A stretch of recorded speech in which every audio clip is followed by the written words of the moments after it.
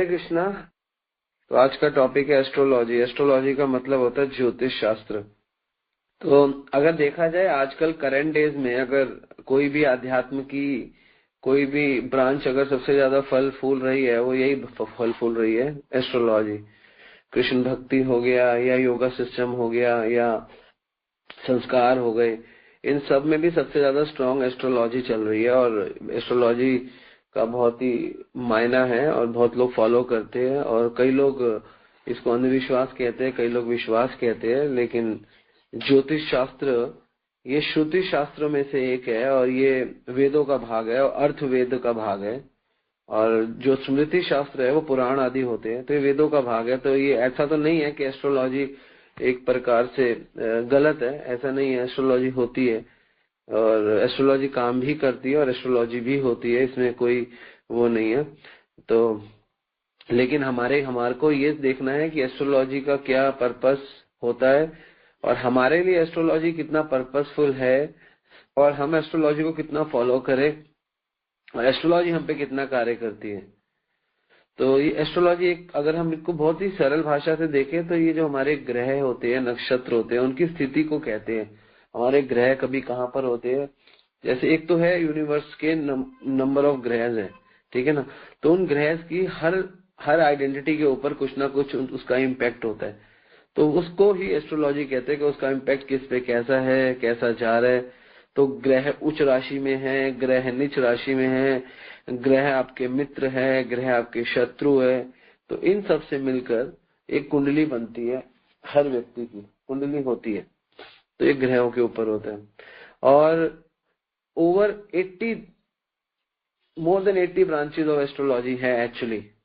लेकिन उसमें 4 main type की एस्ट्रोलॉजी है। इसमें मेन एक है हरारी एस्ट्रोलॉजी, वो बड़ी एशियंट एस्ट्रोलॉजी है।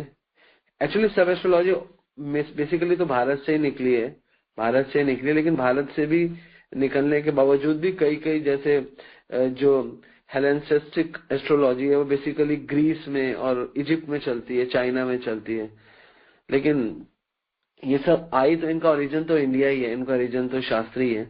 लेकिन होता क्या, जैसे हम लोग ब्रह्म संहिता गाते हैं, ब्रह्म संहिता का एक अध्याय हमारे पास है 15, जिसमें हम गोविंदम आदि पुरुषम तम हम भजामि, लेकिन बाकी चीजें नहीं है। बाकी ब्रह्म संहिता हमारे पास पूरी ब्रह्मा जी का नहीं है, वो एक अध्याय है, बाकी वो सब लुप्त हो गया।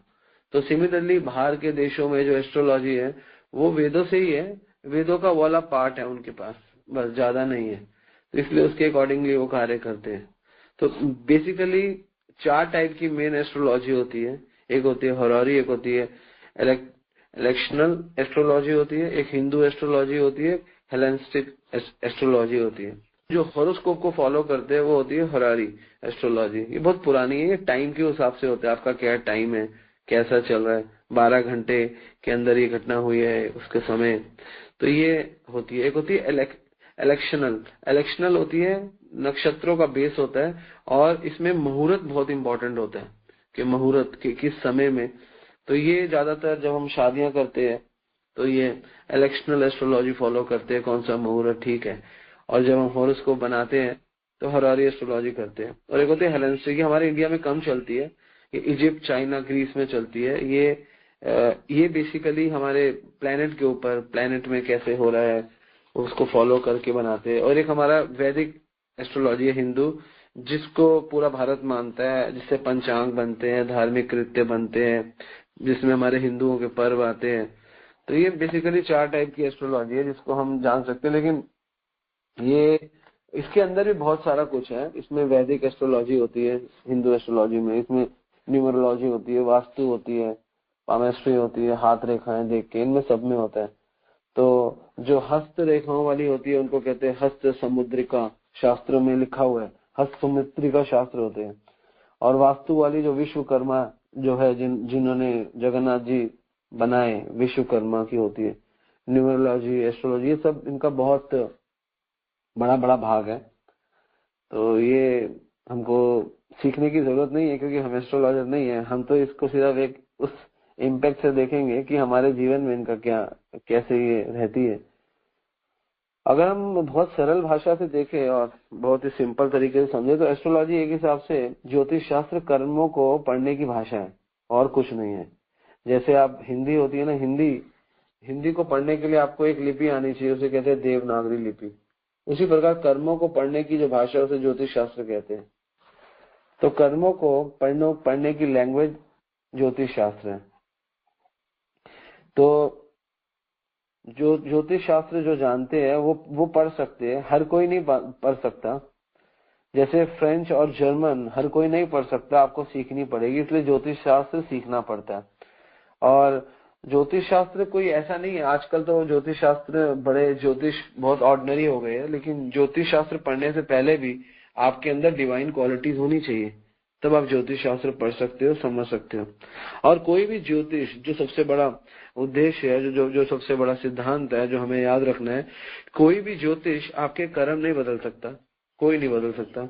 चाहे वो आपको लगता है कि आपके कर्म बदले जा रहे हैं, लेकिन हम उसको प्रूव भी कर सकते हैं कि आपके कर्म नहीं बदल सकता, सिर्फ आपके कर्मों का रूपरेखा बता सकते हैं, ठीक है ना। ज्यादा कर्म नहीं बदल सकते, हम सिर्फ उसको देख सकते हैं, उससे समझ सकते हैं, लेकिन वो आपके कर्म को नहीं बदल सकते।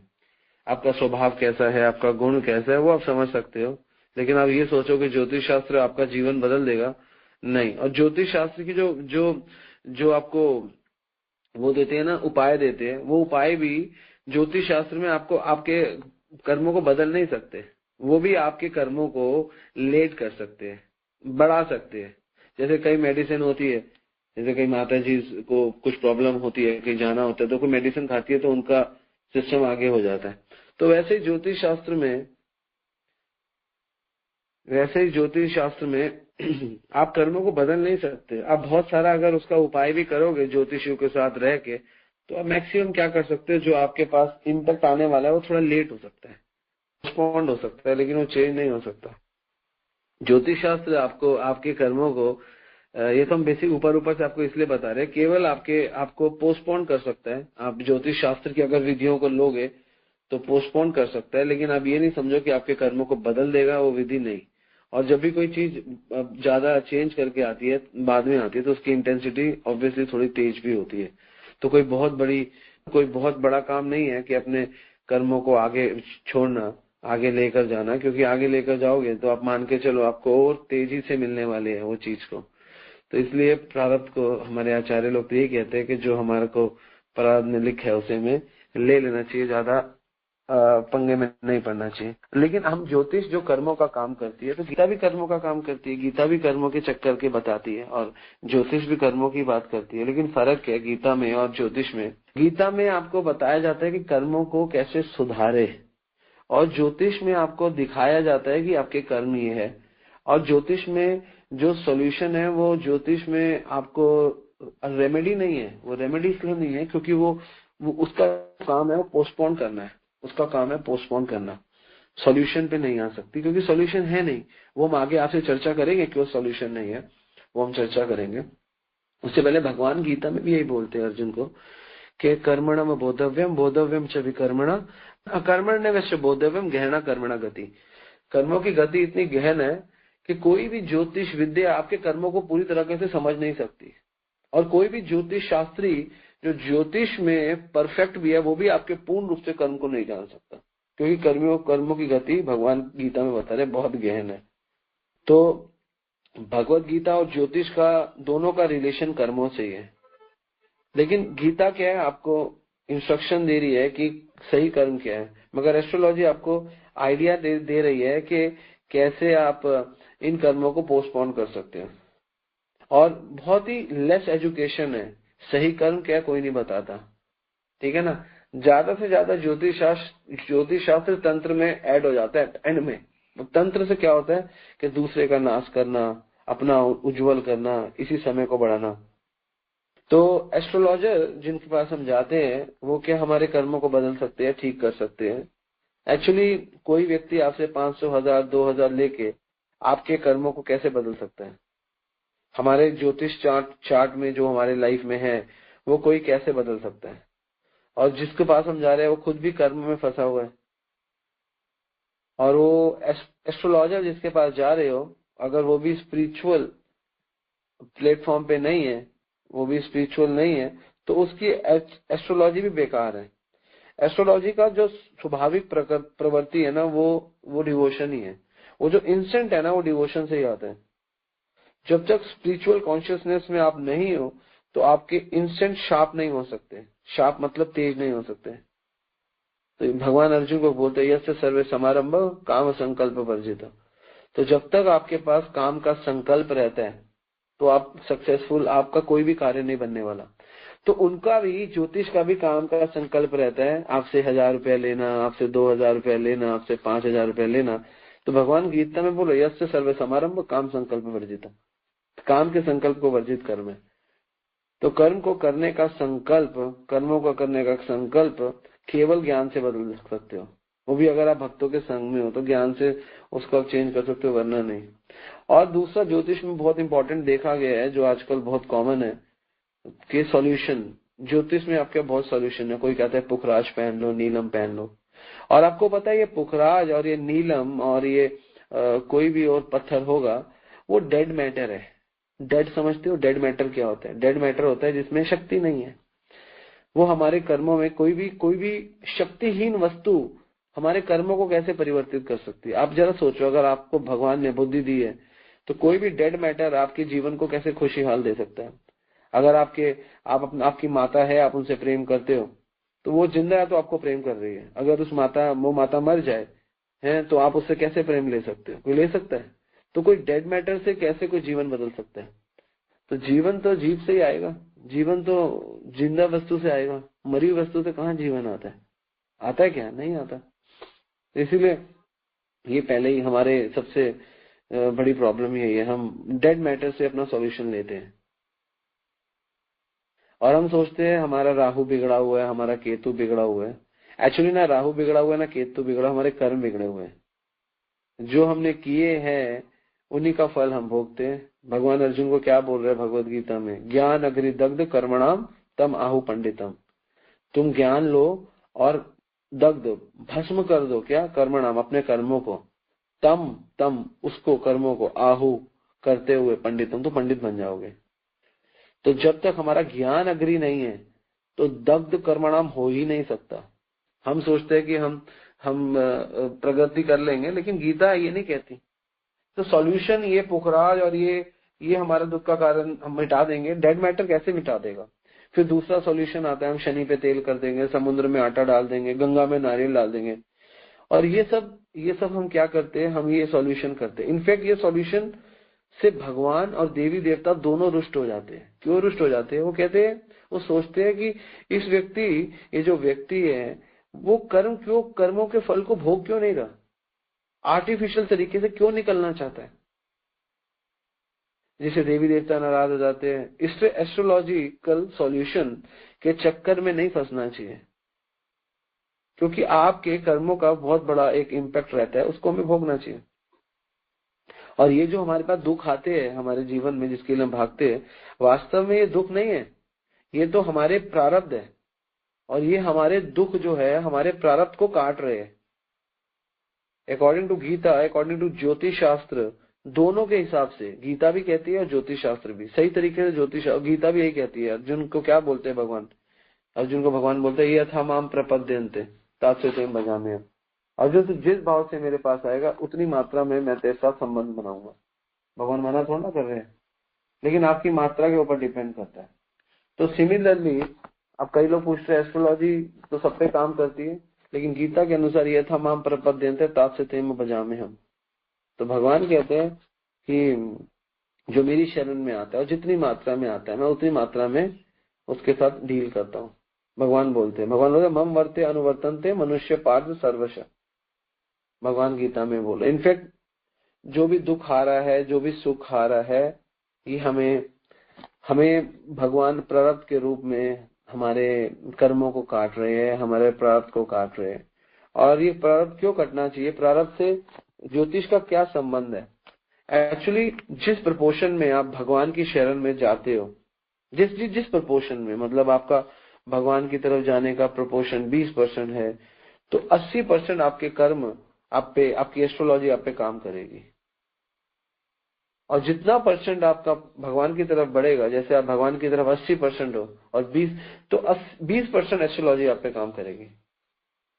ये था माम प्रपद्यन्ते, यही वाला फॉर्मूला यूज होता है।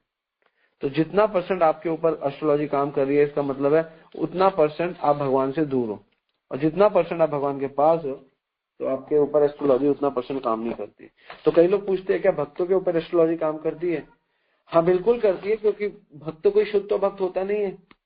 10-20% की डिवोशन होती है तो 80% एस्ट्रोलॉजी काम करती है, 10-20% नहीं करती।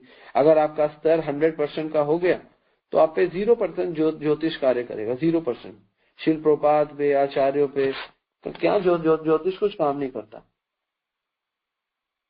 और भक्ति जब हम करते हैं ना तो भगवान हमारे कर्मों के साथ खेलते हैं। पता नहीं कब जला देंगे, कब फूक देंगे, हमको भी पता नहीं चलेगा। कंचित केवल या भक्ति वासुदेव परायण अगम धन्वंति काचन्य नेहारे व भास्कर। तो याद रखो एक चीज, एस्ट्रोलॉजी कर्मों से, एस्ट्रोलॉजी को समझ के आप कर्मों को नहीं बदल सकते, मगर भक्ति की ताकत से हम इन कर्मों को बदल सकते हैं। प्रसाद से, नाम से कार्मिक रिएक्शन कम हो जाता है। जब भगवान का प्रसाद खाते हैं, जब हम भगवान का नाम लेते हैं तो कार्मिक जो कर्मों का रिएक्शन है कम हो जाता है। और जितना ज्यादा आप कृष्णा कॉन्शियसनेस में हो उतना एस्ट्रोलॉजी आपको पुश नहीं करेगी, ठीक है ना। तो मोस्ट इम्पोर्टेंट, तो कर्म पोस्टपोन तो हो सकते हैं एस्ट्रोलॉजी से, आप एस्ट्रोलॉजी में जो विधि करते हो, मगर आप ये समझो कर्म कटेंगे नहीं आपके, तो इंटेंसिटी के साथ आएंगे ज्यादा। इसलिए प्रारब्ध को भोगना चाहिए, बल्कि कृष्ण से शक्ति मांगनी चाहिए कि प्रारब्ध को झेल सको। बल्कि प्रारब्ध का ही इस्तेमाल करके आप भगवान के नजदीक भी आ सकते हो। प्रारब्ध गलत नहीं है, आप प्रारब्ध को ही अपना हथियार बना लो, प्रारब्ध से ही आप भगवान को प्राप्त कर सकते हो। आप कर्मों को जान के नहीं कर सकते। दो मुख्य प्रकार की बेस्ट एस्ट्रोलॉजी कहलाई जाती है, पराशर मुनि और अगस्त्य ऋषि। इनकी एस्ट्रोलॉजी में भी ये लिखा है कि आप एस्ट्रोलॉजी से कर्म नहीं बदल सकते, आपके जो कर्म है वो चेंज नहीं हो सकते। आपको और सरल एग्जांपल से समझाता हूँ। एस्ट्रोलॉजी एक प्रकार का आईना। जैसे आपको अपना चेहरा देखना है तो आपके पास आईना होना चाहिए। तो ज्योतिष विद्या को आईना कहते हैं, जो आपको आपके कर्मों को दिखाता है। पर देख के करना क्या है, पहली बात तो है ना, ये भी एक बात है। और कई लोगों का एक प्रश्न होता है, हम वो भी बीच में प्रश्न लेंगे। कई लोग कहते हैं अगर पहले से ही हम मेहनत, पहले से हमारा सब भाग्य निर्धारित है तो मेहनत क्यों करें। तो एक्चुअली ये धारणा ज्यादातर लोगों की, बट ये गलत है। बेसिकली ज्योतिष जो है वो ग्रहों की स्थिति के अनुरूप आपके जीवन में किस प्रकार की परिस्थिति बनने वाली है वो बताता है। ग्रह आपकी क्या परिस्थिति बनाएंगे। तो एस्ट्रोलॉजी अगर आपको जाननी है तो एस्ट्रोलॉजी बताएगी ग्रह आपकी क्या परिस्थिति बनाने वाले हैं, आपको प्रतिबिंब देते हैं, एक हिसाब से आपको प्रतिबिंब देते हैं। तो अब आते हैं आज की क्लास पे। अभी तक तो हमने एस्ट्रोलॉजी बता दी, तो आज जो जो सीखने की चीजें हम उस पर आते हैं। अभी तक भी सीखने का था, लेकिन अब बहुत इंपॉर्टेंट विषय है सीखने का। ये अगर आप समझ गए तो आपका पूरा जीवन सुखमय होगा, अदरवाइज नहीं होगा। तो आप याद रखो कि एस्ट्रोलॉजी को समझने का से पहले आपको पुरुषार्थ, प्रारब्ध और परिस्थिति के बारे में पता होना चाहिए। आपको पुरुषार्थ, प्रारब्ध और परिस्थिति, ये तीनों चीजें डिसाइड करेंगी आपका क्या है, आप कैसे हो, आप क्या करोगे, आपका कैसे चलेगा। ये तीनों चीजें डिसाइड करेंगी। जो हमारे करंट पुरुषार्थ है, अगर हम सही नहीं कर रहे तो आने वाला हमारा प्रारब्ध अच्छा नहीं होगा। तो और ये मनुष्य योनि ही एक ऐसी योनि है जहां पुरुषार्थ और प्रारब्ध साथ साथ चलते हैं। बाकी योनियों में केवल प्रारब्ध चलता है, पुरुषार्थ नहीं चलता। याद रखना ये चीज, पॉइंट टू बी नोटेड। मनुष्य योनि में पुरुषार्थ और प्रारब्ध साथ साथ चलते हैं, बाकी किसी योनि में पुरुषार्थ और प्रारब्ध साथ नहीं चलते, केवल प्रारब्ध चलते हैं। और बहुत ही हल्के हल्के भक्तों की कृपा से अगर हो जाए तो आपका पुरुषार्थ बन जाए। कुत्ते को आप प्रसाद खिला दो या कुत्ता मंदिर के आगे पुराने जन्म, पुराने संस्कार से उसके याद हो, तो बहुत कम होता है, ऐसा होता नहीं है। लेकिन हाँ, तो मनुष्य योनि ही ऐसी योनि है जहां पुरुषार्थ और प्रारब्ध साथ साथ चलता है। पुरुषार्थ से प्रारब्ध बनता है। पुरुषार्थ मतलब आप 4 पुरुषार्थ है, धर्म अर्थ काम मोक्ष। पुरुषार्थ से आपका प्रारब्ध बनता है और उससे जो प्रारब्ध बनता है, प्रारब्ध से परिस्थिति बनती है, और उन परिस्थिति में हम नया पुरुषार्थ करते हैं जो नए प्रारब्ध का निर्माण करता है। समझ में आया? तो ये पॉइंट आप समझे, थोड़ा टेक्निकल है, जिसको नीलांबर चक्रवर्ती जो चैतन्य महाप्रभु के नाना थे ना, वो बहुत बड़े एस्ट्रोलॉजर थे, बहुत बड़े एस्ट्रोलॉजर, और वो बहुत बड़े भगवान के भक्त थे। तो पहली बात याद रखो, अगर कोई भगवान का भक्त नहीं है ना, जैसे अगस्त मुनि, पराशर मुनि, ये भगवान के भक्त थे, तो इनकी एस्ट्रोलॉजी करेक्ट है। गीता में भगवान की अपनी एस्ट्रोलॉजी करेक्ट है। 11.33 में भगवान क्या बोल रहे हैं? भगवान अर्जुन को क्या बोल रहे हैं? भगवान कहते हैं अर्जुन को 11वें अध्याय के 33वें श्लोक में, अर्जुन मैं तुझे तो सिर्फ निमित्त बना रहा हूँ, ऑलरेडी मैं इनको मार चुका हूँ, ये सब मर चुके हैं मेरे द्वारा, निमित्त मात्र सर्वे साची।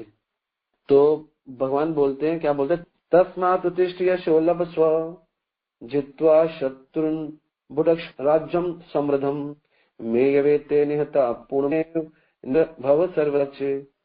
भगवान कह रहे हैं अर्जुन उठो, लड़ने के लिए तैयार हो जाओ और यश अर्जित करो, अपने शत्रुओं को जीतकर संपन्न राज्य का भोग करो। ये सब मेरे द्वारा पहले ही मारे जा चुके हैं। हे सर्वसाची, तुम तो युद्ध में केवल निमित्त हो, भगवान निमित्त बनाते हैं।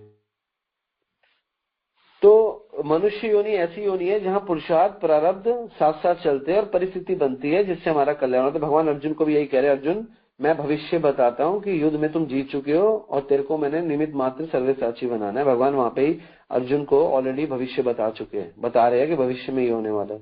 पराशर मुनि भी भविष्य बता सकते हैं, अगस्त मुनि भी भविष्य बता सकते हैं, ऐसे कुछ आचार्य लोग हैं जो बता सकते हैं। तो इसको एक एग्जाम्पल से समझ सकते हैं, जैसे गरीब का बच्चा है वो चोर बनता है, और वहीं एक और गरीब का बच्चा है जो स्ट्रीट लाइट में पढ़कर मेहनत कर वो आईएएस क्लियर करता है, एसएससी क्लियर करता है। तो देखा जाए तो दोनों का प्रारब्ध के कारण परिस्थिति सेम थी, दोनों के पुरुषार्थ पहले ऐसे थे, परिस्थिति दोनों की सेम थी, मगर उस परिस्थिति में उनको जो चयन करना था वो बहुत इंपॉर्टेंट था। तो उसको भगवान ने उनको सबको, आपको, हमको, सबको चयन करने का अधिकार दिया है। तो दोनों के पास समान अधिकार थे, और समान अधिकार होते हुए दोनों समान ही थे, और देखा जाए तो दोनों को समान रूप से देखना चाहिए। लेकिन एक तो बन गया आईएएस ऑफिसर और एक बन गया चोर। वो कौन सा चयन करेगा, कौन सा व्यक्ति चयन करेगा, उस पर डिपेंड करता है। इसलिए सब कुछ भाग्य भी आपकी इच्छा पर डिपेंड करता है। सब कुछ भाग्य पर ऐसा नहीं है, आपकी इच्छा पर भी डिपेंड करता है, क्योंकि हर जीव को स्वतंत्र इच्छा मिली है। क्या एस्ट्रोलॉजी होगी उसकी, आप कर्म क्या करोगे जान के। और ये क्यों एस्ट्रोलॉजी में पॉइंट लाया? कई लोग सोचते हैं ना इसका भाग्य बहुत अच्छा है, ये बड़ा अमीर बन गया, ये बहुत गरीब बन गया।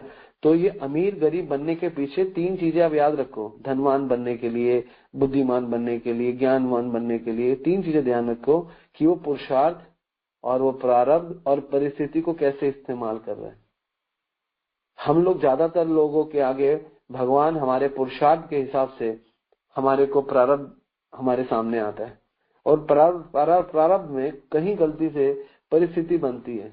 अगर हम उस परिस्थिति को कैच कर लेते हैं तो हम इस पुरुषार्थ को सुधार देते हैं, और इस पुरुषार्थ को सुधारते हैं तो आगे वाला ऑब्वियसली हमारा प्रारब्ध बहुत अच्छा होने वाला है।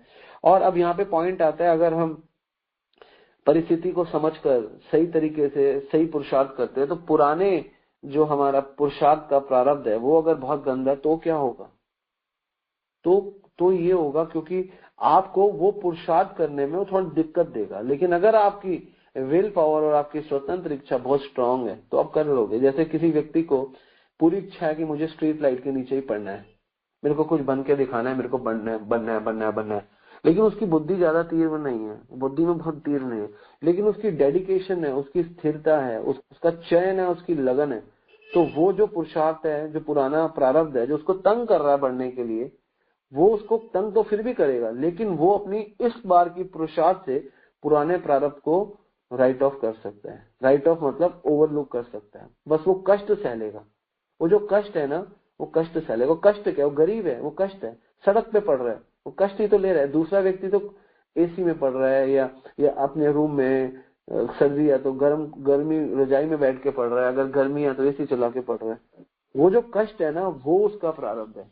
हम सोचते हैं उसको क्या मिला, उसको वो प्रारब्ध उसने सह लिया। तो कष्ट सहते हुए भी अब अगर आप सही कर्म करते रहोगे तो आपका प्रारब्ध भी कटेगा और आपका पुरुषार्थ भी बनेगा। ये मनुष्य योनि में कर सकते हो। आपकी उंगली पे चोट लग गई, आपके पैर में गोडा मुड़ गया, आपको सब कुछ हो रहा है, आपके पास पैसा नहीं है, आप गरीब हो, आपके पास फैसिलिटी नहीं है, लेकिन आप अपने कर्म में करंट पुरुषार्थ में पक्के हो, तो आप सह तो रही हो पुराना प्रारब्ध, वो तो कट ही रहा है क्योंकि आप दुख सह रहे हो। इसलिए भगवान कहते हैं जो लोग ज्योतिष के पास जाते हैं और अपने प्रारब्धों को काटने का प्रयास करते हैं वो लोग मूर्ख हैं। वो क्यों मूर्ख है? वो मूर्ख इसलिए है क्योंकि वो जो उपाय करते हैं उससे तुम्हारे प्रारब्ध तो कटेंगे नहीं। कोई भी ज्योतिष शास्त्र कोई भी नहीं कह सकता, कोई भी ज्योतिष शास्त्र ये नहीं कहता कि आपके हम प्रारब्ध काट देंगे। अगर कोई बुद्धिमान होगा नहीं, सिर्फ उपाय दे सकता है, उपाय से आपको थोड़ा प्रोलॉन्ग कर सकता है, आगे खींच सकता है। जैसे आपको जो चीज अभी मिलने वाली है वो थोड़ी सी आगे मिल जाएगी, 20 दिन बाद, महीने बाद, 1.5 महीने बाद, बस इतना कर सकता है। 2 साल बाद, 1 साल बाद, कुछ समय बाद। उससे क्या होगा, जैसे एक भागवत में स्टोरी आती है, एक हर्ष शोक था बच्चा, है ना। इंद्रदुम्न महाराज बड़े परेशान थे, मुझे बेटा चाहिए, बेटा चाहिए, बेटा चाहिए। नारद जी कहे तुम्हारे भाग्य में बेटा नहीं है? कह रहे नहीं मुझे चाहिए। नारद जी ने बोला ठीक है, तुम्हारे भाग्य में नहीं है लेकिन तुम लेना चाहते हो तो तुम्हें ये सब कुछ करोगे तो तुम्हें बेटा मिलेगा, लेकिन याद रखना उसका नाम हर्ष शोक रखना, वो थोड़ा हर्ष देगा और शोक देगा। बेटा भी हो गया, बेटा 12 साल में मर गया, 11 साल में। उन्होंने बोला पहले बोला था बेटे तुम्हारे भाग्य में नहीं है, तुमने जबरदस्ती खींचा है, कोई बात नहीं ले लो, लेकिन उसकी आयु नहीं है, वो इतने साल ही जिएगा। वो फिर उसको समझ में आया, इसलिए भक्ति करनी चाहिए। इसलिए बोलते हैं, अब यहाँ पे पॉइंट आता है, चलो हम सीधा भक्ति पे नहीं आएंगे, हम पहले आपको लाएंगे कि हमारा जो प्रारब्ध है और हमारा जो पुरुषार्थ है और हमारी जो स्थिति है वो कैसे चलती है। जैसे हमने एग्जाम्पल से समझा, एक गरीब का बच्चा है और वो लाइट में पड़ता है और एक गरीब का बच्चा चोरी करता है, तो स्थिति दोनों के सामने सेम है, लेकिन क्या चूज किया अब वो डिपेंड करता है। अब ये पॉइंट आता है, ये चूज कैसे करेगा, उसके लिए क्या शक्ति चाहिए चूज करने के लिए। अगर पुरुषार्थ नहीं करेगा तो उसका तो अभी भी अच्छा नहीं है, बाद में भी अच्छा नहीं है। इसलिए भक्ति इंपॉर्टेंट है, क्योंकि पुरुषार्थ करने के लिए जो आपको सही तरीके से जो प्रेरित करेगी ना, वो भक्ति करेगी। अगर आप भक्ति नहीं करते हो ना तो आपको पुरुषार्थ करने की प्रेरणा नहीं मिलेगी, आप आलसी बन जाओगे। भक्ति करते भगवान का नाम लोगे या भक्तों के संग में रहोगे ना। अर्जुन क्या कर रहे हैं? अर्जुन पुरुषार्थ से तो भाग रहा है। अर्जुन क्या कह रहा है कि मैं युद्ध नहीं करूंगा। भगवान अर्जुन को ये तो समझा रहे, तो युद्ध नहीं करेगा तो निमित्त मात्र सर्वे साचित। मैं तेरे को पूरा बता देता हूँ, क्योंकि तू अच्छा है, तू मेरा भक्त है, तू मेरा मित्र है, लेकिन किसी कारणवश तू यहाँ पे थोड़ा सा डाइसी हो रहा है। तो अर्जुन को कृष्ण लड़ने के लिए कर रहे हैं। कर्म इंपॉर्टेंट है, क्योंकि कर्म क्या है ना, देखो जीव अगर लाभ और हानि में बंधा हुआ है और फंसा हुआ है, लाभ और हानि में फंसा हुआ है, बंधा हुआ है, तो केवल वो परिस्थिति के साथ चलेगा। केवल जनरली जो ज्यादातर लोग हैं वो लाभ हानि में फंसे, सुख दुख में फंसे, इसलिए जो परिस्थिति आती है हमारे सामने उसी को वैसे डील करते हैं। जैसी परिस्थिति है वैसे डील किया, क्योंकि सुख दुख देखना है। जैसे कल क्या हुआ, कल मैं एक जगह गया, कोई हमारे यहाँ पे एक्सपायर हो गया, तो उन्होंने रात को 10 बजे क्रिया करी। परिस्थिति आई उनके सामने, उन्होंने लाभ हानि सुख दुख देखा कि हमारे यहाँ कोई है नहीं बैठने वाला, तो हम रात को ही क्रियाक्रम करेंगे। रात को असुर लोग करते हैं, उनको बताया लेकिन वो माने ही नहीं, उन्होंने रात को ही सब जला फूका दिया। बड़ी दैट्स टोटली रॉन्ग, लेकिन उन्होंने किया, क्योंकि जैसी परिस्थिति आती है वैसे इंसान काम करता है, क्योंकि उसको ज्ञान नहीं है और वो लाभ हानि सुख दुख में रहते हैं। कौन रखेगा रात को, कौन है ना, तो अपना सुख देखा, अपना सुख यही था, तो जैसी परिस्थिति आई वैसे हम डल जाते हैं। तो उसके साथ फिर वैसे हिसाब चलता है, इसीलिए उससे फिर हमारे नए कर्म बनते हैं और फिर हम उसी कर्म में फंस जाते हैं। इसलिए भगवत गीता में भगवान अर्जुन को कह रहे हैं, लाभ लाभ जय जय, तो उनको त्याग कर धर्म के लिए युद्ध करो। कृष्ण यही कहना चाह रहे हैं कि परिस्थिति कुछ भी हो, उसी प्रकार से धर्म करो जिस प्रकार से करना है। अगर कोई वास्तव में अपनी कुंडली को सुधारना चाहता है तो एक ही मार्ग है, वो है कृष्ण की भक्ति। कृष्ण को अपने कर्मों को अर्पित कर दो। भगवान बोलते हैं, मैं अर्पित मन बुद्धि मां मेति संशय, इसमें डाउट मत करो, मुझे दे दो। और इससे क्या होगा, पुराने कर्म जो है वो डिस्चार्ज हो जाएंगे, और जो नए कर्म है वो तो है ही भक्ति। और और आप भगवान को अर्पित कर रहे हो, तो भगवान को कर्म अर्पित करने से आपको उन कर्मों का कोई कोई भार नहीं पड़ेगा, तो आप उससे भी निकल जाओगे। तो भक्ति से अच्छा कोई मार्ग नहीं है प्रारब्ध को ठीक करने का। तो प्रारब्ध ही वास्तव में एस्ट्रोलॉजी में हमारे प्रारब्ध को दिखाया जाता है, ठीक नहीं किया जाता। तो ऐसी एस्ट्रोलॉजी का, ऐसे किसी भी चीज का क्या फायदा जो ठीक ना करे, केवल बताए। ठीक है, तो ज्योतिष केवल बताती है, ठीक नहीं करती। और ज्योतिष के जो सॉल्यूशन है वो टोटल रॉन्ग है, बिल्कुल गलत है। आप करके देखो, नारियल करके, ये करके, डेड मैटर क्या करेगा? नारियल डेड मैटर है, वो आपका कैसे उद्धार कर सकता है? भगवान का नाम जो है वो डेड मैटर नहीं है, वो तो चेतन है, उससे आपका कल्याण होगा। तो इसलिए हमारे आचार्यों ने इस पे कमेंट्री करी है। हमारे कई आचार्यों ने बोला है कि अगर आपको इस जीवन में कुछ भी करना है तो आपको डेड चीज आपको सपोर्ट नहीं करेगी, आपको एक्टिव चीज, तो भगवान का नाम एक्टिव है, भक्त एक्टिव है, भगवान का प्रसाद एक्टिव है, तो ये चीजें आप पे काम करेंगी। तो इससे आपको आपका पुरुषार्थ, प्रारब्ध और परिस्थिति तीनों ठीक हो जाएंगी। जब आपका प्रारब्ध ठीक हो जाएगा तो आपको किसी प्रकार की एस्ट्रोलॉजी को अपने कर्मों का दिखाने की जरूरत नहीं है। इसलिए एस्ट्रोलॉजी कर्मों का आईना है, कर्मों का आईना है, और भक्ति साबुन है, साबुन। ठीक है ना। आप अगर आपने अपने मुंह की सफाई नहीं करी तो आपको आईने में जाके देखने की आवश्यकता ही क्या है? आपका मुंह ही काला है, आप आईने में क्या देखोगे बताओ? सफाई करनी जरूरी है या आईने में देखना? कोई भी व्यक्ति जब अपनी फोटो देखता है, जब तैयार होके तो आईने में जाते हो, कैसे जाते हो आईने में? बिना तैयार हो जाते हो?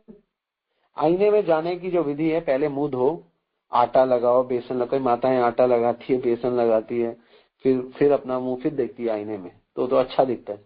अब आप बाहर से मार्केट से आ रहे हो, सीधा आईने में देख रहे हो, तो क्या फायदा? कोई फायदा है? तो इसलिए पहले अपना मुंह धो, ज्योतिष से नहीं, वो भक्ति से धुलेगा। और जब धुल गया, साफ हो गया, फिर आपको आपको अपने कर्म आईने में जाके देखने की जरूरत, आपको सब पता ही चल जाएगा। इसलिए एस्ट्रोलॉजी केवल और केवल आपका समय, आपके साथ कैसे चल रहा है, आपके साथ कैसे हो रहा है, कैसे होगा, उसको बताएगी। आपका भविष्य ही है, और हम आपको बताते हैं आपका भविष्य क्या है। भगवान बोलते हैं भागवतम में, किंचित केवल या भक्ति वासुदेव परायण अगम धुनवंती काक्षन्य निहारे वो भास्कर। तो आपके जीवन में भास्कर का उदय हो जाएगा, और आपके सारे के सारे किंचित केवल, केवल भक्ति से, वासुदेव परायण, वासुदेव की परायण भक्ति से आपके सारे के सारे जीवन के जितने भी वो है वो सब धुल जाएंगे। तो इसीलिए एस्ट्रोलॉजी और एस्ट्रोलॉजी के सॉल्यूशन, ये दोनों आपके लिए वर्थ नहीं है, क्योंकि एस्ट्रोलॉजी आपको दिखाएगी और एस्ट्रोलॉजी के सॉल्यूशन उसको पोस्टपोन करेंगे। तो हम इस जगत में जितनी चीजें पोस्टपोन करते हैं उतना प्रॉब्लम में आते हैं। बच्चे क्या करते हैं? मम्मी कल पढ़ेंगे, मम्मी कल पढ़ेंगे, मम्मी कल पढ़ेंगे, मम्मी परसों पढ़ेंगे, मम्मी अभी नहीं पढ़ेंगे, बाद में पढ़ेंगे। पोस्टपोन करते हैं। तो पेपर आते तक क्या होता है, उनकी हवा टाइट हो जाती है, उनको कुछ आता ही नहीं है, तो उसकी जो इंटेंसिटी होती है वो बहुत बढ़ जाती है, तो बच्चे बहुत ज्यादा परेशान हो जाते हैं। इसीलिए अगर हम टाइम पे एग्जाम दे रहे हैं, टाइम पे पेपर कर रहे हैं, तो हम खुश रहेंगे। तो इसलिए एस्ट्रोलॉजी ना आपका भविष्य बदल सकती है, और एस्ट्रोलॉजी के सॉल्यूशन आपका भविष्य बदल सकते हैं। और अगर आपको बता भी देंगे परिस्थिति, तो फायदा क्या, अगर आपके पास पुरुषार्थ और सही प्रारब्ध नहीं है तो सही प्रारब्ध करने के लिए आपको पुरुषार्थ अच्छा करना पड़ेगा, और अच्छे पुरुषार्थ आपको अवेलेबल हो परिस्थिति, उसके लिए भी आपको पुराने पुरुषार्थ पे आश्रय लेना पड़ेगा, और पुराना पुरुषार्थ आपको पता नहीं है, तो इसीलिए पुराने प्रारब्धों को भोगते हुए अच्छे पुरुषार्थ को करना ही सबसे बड़ी समझदारी है। तो एस्ट्रोलॉजी से हमें एक चीज सीखनी चाहिए कि हमारे पास जो भी पुरुषार्थ है, जो भी प्रारब्ध है, जो भी परिस्थिति है, तो वो सब मिलकर हमारे कर्मों को बनाती है, और उसी कर्मों को एस्ट्रोलॉजी बताती है। अगर हमारे पुरुषार्थ, हमारे प्रारब्ध और हमारी परिस्थिति तीनों फेवरेबल हो जाए, तो हमारा जो चार्ट है, जो हमारा जो एस्ट्रोलॉजी चार्ट है और हमारा जो कर्मों का चार्ट है, वो सुखमय होगा। गीता भी कर्मों की बात कर रही है और एस्ट्रोलॉजी भी कर्मों की बात कर रही है, बस फर्क एक है, गीता कर्म सुधार देगी और एस्ट्रोलॉजी कर्म बताएगी। तो एक व्यक्ति आपको बताता है कि आप गंदे हो, उससे अच्छा वो व्यक्ति है जो ये बताए कि आप गंदे हो लेकिन आप ऐसे ठीक हो सकते हो। तो जो चीज आपको ये नहीं बता सकती कि कैसे आप ठीक हो सकते हो, वो चीज कैसे ठीक है, जो आपको ये भी नहीं ढंग से बता पा रही कि आप ठीक कैसे हो सकते हो, वो ये बता सकती है आप ऐसा करो कि आप गंदे हो लेकिन लोगों को पता नहीं चलेगा, 2 महीने तक आप ऐसा कर लो, हो तो आप गंदे ही। तो ऐसा मास्टर, ऐसा टीचर, ऐसी नॉलेज देने वाला व्यक्ति भी बहुत अच्छा नहीं है, क्योंकि वो बात को क्लियर नहीं कर रहा। तो एस्ट्रोलॉजी कर्मों को बदल नहीं सकती है, एस्ट्रोलॉजी केवल कर्मों को बता सकती है। लेकिन अगर आप भगवान की शरण में जाओगे, गीता की शरण में जाओगे, और भगवान ने जो अर्जुन को ज्ञान दिया, भगवान ने अर्जुन को बोला, अर्जुन तू सिर्फ कर्म कर, और मैं तेरे को गारंटी दे रहा हूँ अर्जुन, जब तू कर्म करेगा तो तू कर्मों से शुद्ध हो जाएगा। इसीलिए कोई मोटा है, कोई पतला है, किसी को पनीर अच्छा लगता है, किसी को राजमा अच्छे लगते हैं, किसी को फलाना, किसी को घूमना अच्छा लगता है, किसी को लड़ना अच्छा लगता है। ये सब के सब हमारे जो नक्षत्र, हमारे जो ग्रह है, उनको वैसा बनाते हैं। तो इसलिए एस्ट्रोलॉजी पे ज्यादा बिलीव करना नहीं चाहिए, डिवोटीज को तो बिल्कुल नहीं चाहिए। और एक चीज समझ जाओ, और सबसे बड़ा सिद्धांत यही है कि एस्ट्रोलॉजी के चक्कर में रहते रहते हम लोगों को अपना जीवन नहीं नष्ट करना चाहिए। ज्यादातर लोग जो एस्ट्रोलॉजी के चक्कर में रहते हैं उनका जीवन नष्ट हो जाता है, क्योंकि वो सारे काम करते हैं जो करने ही नहीं चाहिए। और सबसे ज्यादा एस्ट्रोलॉजी को फॉलो करने में दुख किसको होता है? भगवान को और अन्य सब देवी देवताओं। क्योंकि भगवान कहते हैं कि तेरे पास जो कर्म आने वाले हैं, जो प्रारब्ध तेरे को भोगना है, जिससे तेरे दुख हटेंगे, जिससे तू शुद्ध होगा, वो नहीं लेगा तो क्या तू प्रॉब्लम और को बढ़ा रहा है, तू सिर्फ अपना समय खींच रहा है। इसलिए इस जगत में एस्ट्रोलॉजी फॉलो करके जो लोग एस्ट्रोलॉजी के रूल फॉलो करते हैं, वो अपने जन्मों को बढ़ाते हैं, वो अपने समय को और लंबा करते हैं। इसलिए क्या आपके भविष्य में क्या होने वाला है उसके बारे में बिल्कुल चिंता मत करो। क्या होने वाला है छोड़ दो, जो होना है वो होगा। अगर आपका कद लंबाई इतनी है, आप लंबी नहीं कर सकते, आपका मूड ऐसा है, नहीं बदल सकते। केवल भक्ति करो, भक्ति करते करते स्वभाव अध्यात्म उच्चते, आपका स्वभाव बढ़ जाएगा, ऊंचा हो जाएगा, आपका सब कुछ ठीक हो जाएगा। इसलिए astrology is a useless for devotee, actually is a useless for everyone, क्योंकि इसमें कर्म तो बदल नहीं सकते, कर्म तो आप बदल नहीं सकते, सिर्फ जान सकते हो। वो भी वो बताएंगे। और वो सुनो एक और बात इसके साथ, कि वो भी वो एस्ट्रोलॉजर बता सकते हैं जो नीलांबर चक्रवर्ती जैसे हो, जो पूरी रूप से भगवान की विद्या में, भक्ति में मग्न हो। और वो ही बताते हैं कि जब तक आपका पुरुषार्थ सुधरेगा नहीं, आपका प्रारब्ध सुधरेगा नहीं, और ये जब तक दोनों सुधरेंगे नहीं, आपकी परिस्थिति बदलेगी नहीं। तो इसलिए अपने प्रारब्ध को सहते हुए, अपने शुद्ध पुरुषार्थ को करते हुए आपकी परिस्थिति बदलेगी, और वही आपका भाग्य है। तो इसलिए पुरुषार्थ और प्रारब्ध के बीच में भाग्य रहता है। तो अगर आपको अपना पुरुषार्थ, अपना परिस्थिति, भाग्य जिसको कहते हैं, सुधारना है, क्योंकि एस्ट्रोलॉजी तो यही बता सकती है, तो आप पुरुषार्थ और प्रारब्ध पे फोकस हो जाओ। पुरुषार्थ ऐसा करो कि भगवान के लिए हो, और प्रारब्ध ऐसे सहो कि बस ये सहना है। तो जो व्यक्ति सहता है और जो करता है, उसकी एस्ट्रोलॉजी हमेशा ऊंची रहती है।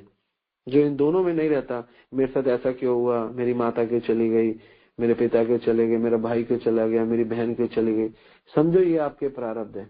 लेकिन आपका अगर पुरुषार्थ भक्ति का है, तो आप ये समझ जाओ कि आपकी परिस्थिति जैसी भी हो, लेकिन अगर आप भगवान के साथ जुड़े हो, तो सिंपल सी बात है, आपके आने वाला प्रारब्ध और आपका करंट पुरुषार्थ दोनों शुद्ध हो जाएगा। इसी परिस्थिति को भाग्य कहते हैं। इसलिए इसी अवस्था में हमको जीना है, और हमें कर्मों को भगवान को अर्पित करने हैं। और जब हम भगवान को अर्पित करेंगे अपने कर्मों को, तो हम कर्मों से ही मुक्त हो जाएंगे। तो हमारे प्रारब्ध कर्म रह ही नहीं जाएंगे, वो सब जीरो हो जाएंगे और हम शुद्ध हो जाएंगे। प्रारब्ध क्या है? कर्मों का फल ही तो प्रारब्ध कहलाता है।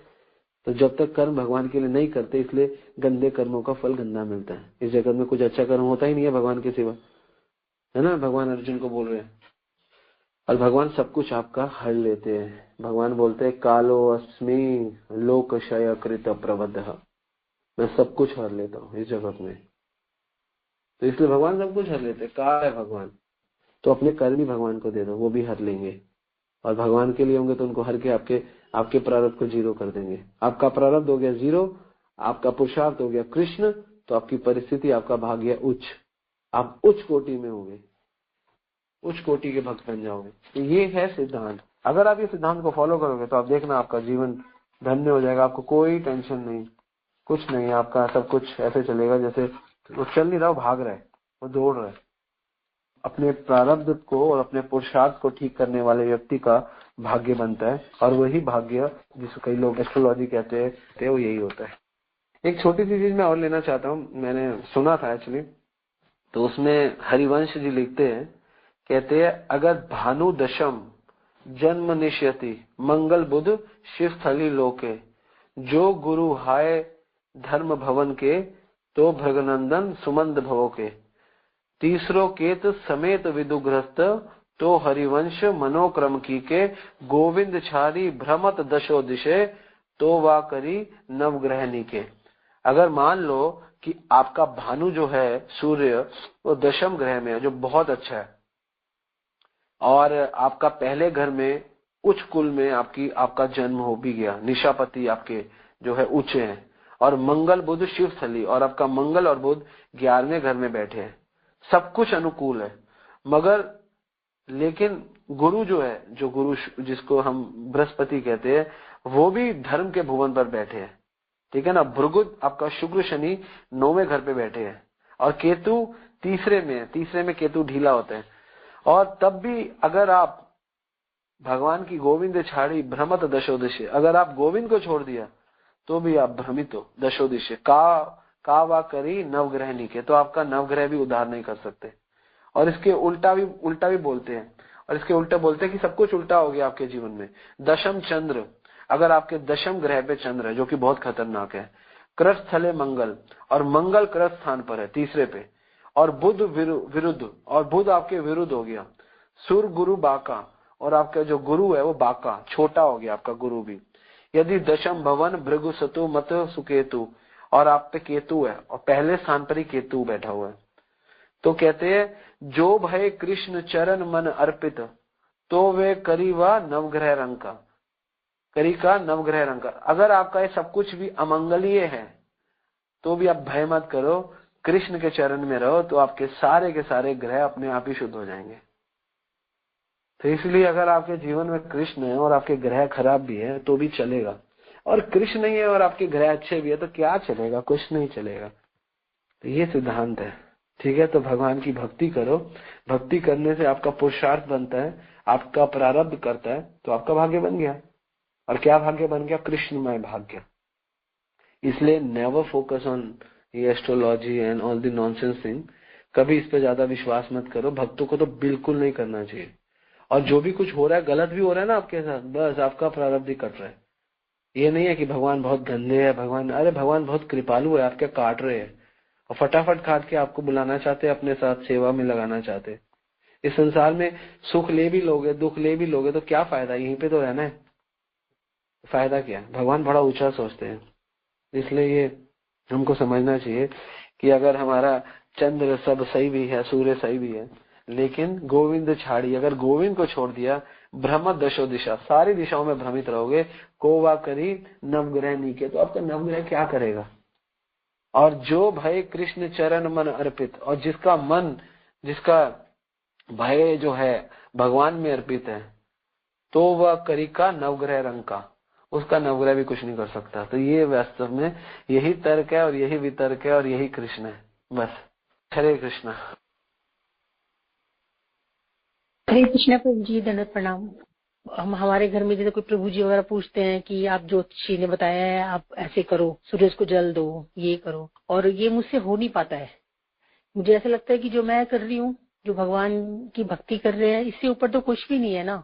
तो फिर कैसे समझाऊं अपने घर में अपने हस्बैंड को, बच्चों को, या किसी को भी जो भी मुझे बोलते हैं कि भाई ज्योतिषी बोल रहे हैं तुम क्यों नहीं करते हो, मतलब मेरा अंदर से मन नहीं करता करने का, तो मैं क्या करूं प्रभु जी? एक्चुअली ज्योतिष ना जहाँ पर काम करती है ना, वहाँ पर फेथ बहुत इंपॉर्टेंट है। तो पॉइंट ये है, जब आपका फेथ भगवान में होता है ना, बेशक आप भगवान की एक्टिविटी कर रहे हो लेकिन फेथ नहीं है, तो भी ज्योतिष कार्य करता है, तो भी आपके कर्मों के हिसाब से आपको मिलता है।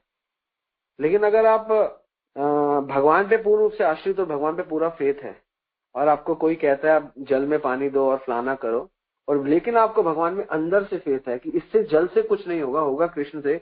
बेशक आप जल का पानी अपने पति, अपने भाई, अपने भतीजे, अपने रिश्तेदारों के कहने पे कर भी दो तो करने में कोई प्रॉब्लम नहीं है, कोई भी अनुष्ठान करने में। लेकिन आपका भी अगर उसमें फेथ है तो फेथ कृष्ण पे रखो। एक आशा राम से तो दूसरी आशा छोड़ दे, भरोसा कृष्ण पे ही रखो।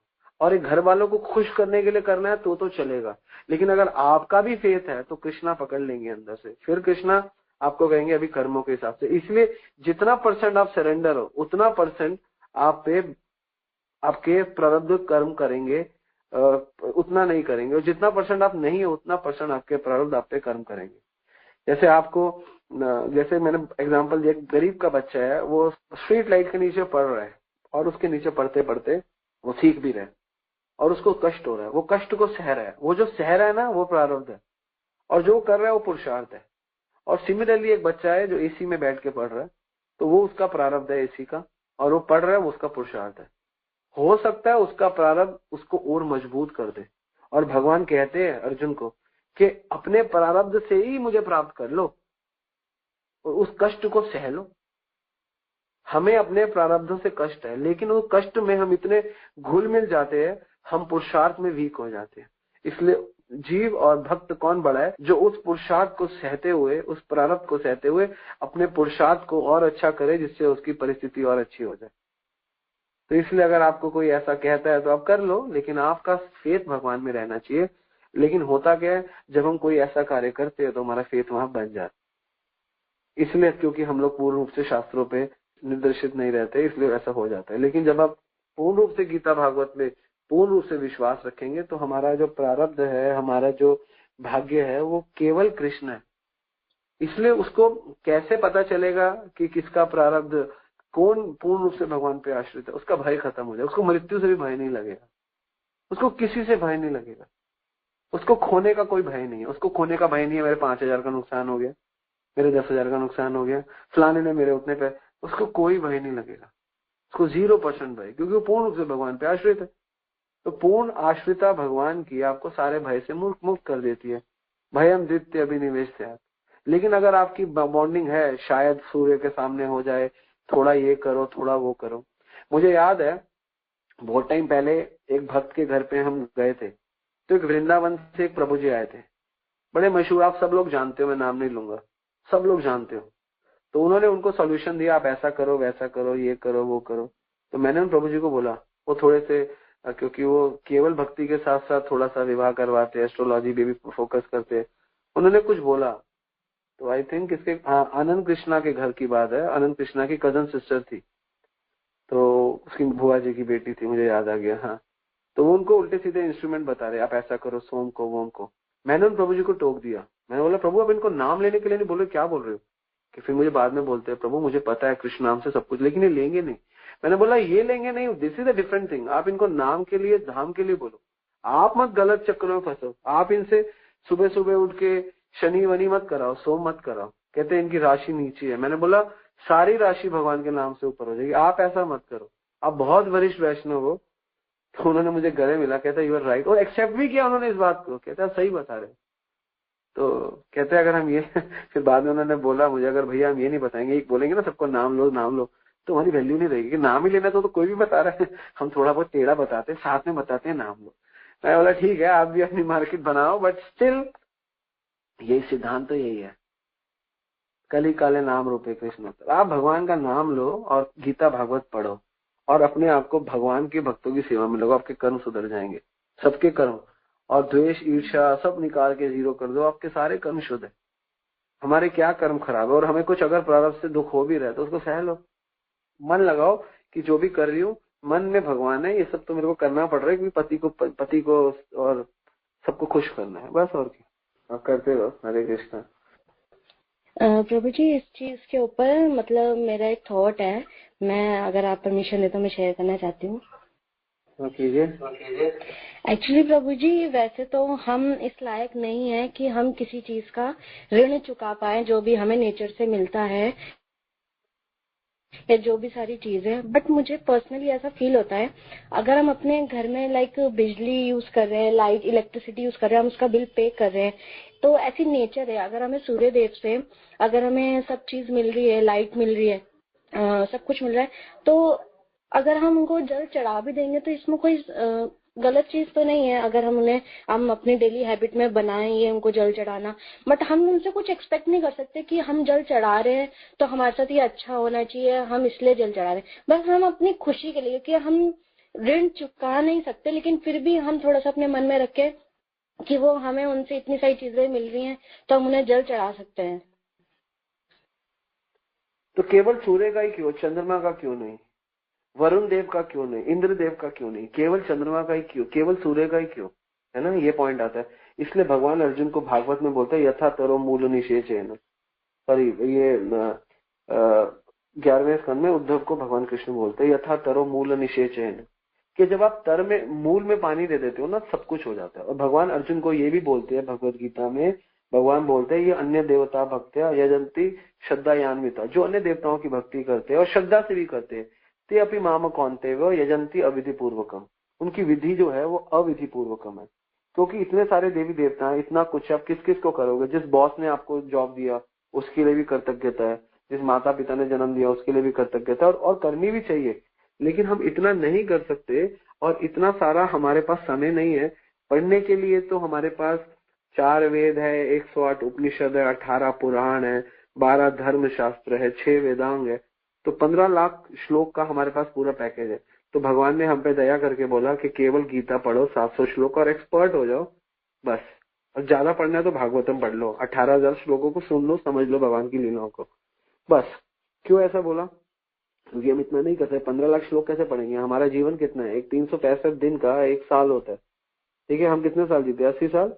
80 डिवाइडेड बाय 24,000 दिन है हमारे पास, और हमारे पास 15 लाख श्लोक है। अगर हम डिवाइड करें तो दिन में हमको रोज 50-100 श्लोक याद करने हैं, तो नहीं पॉसिबल ना।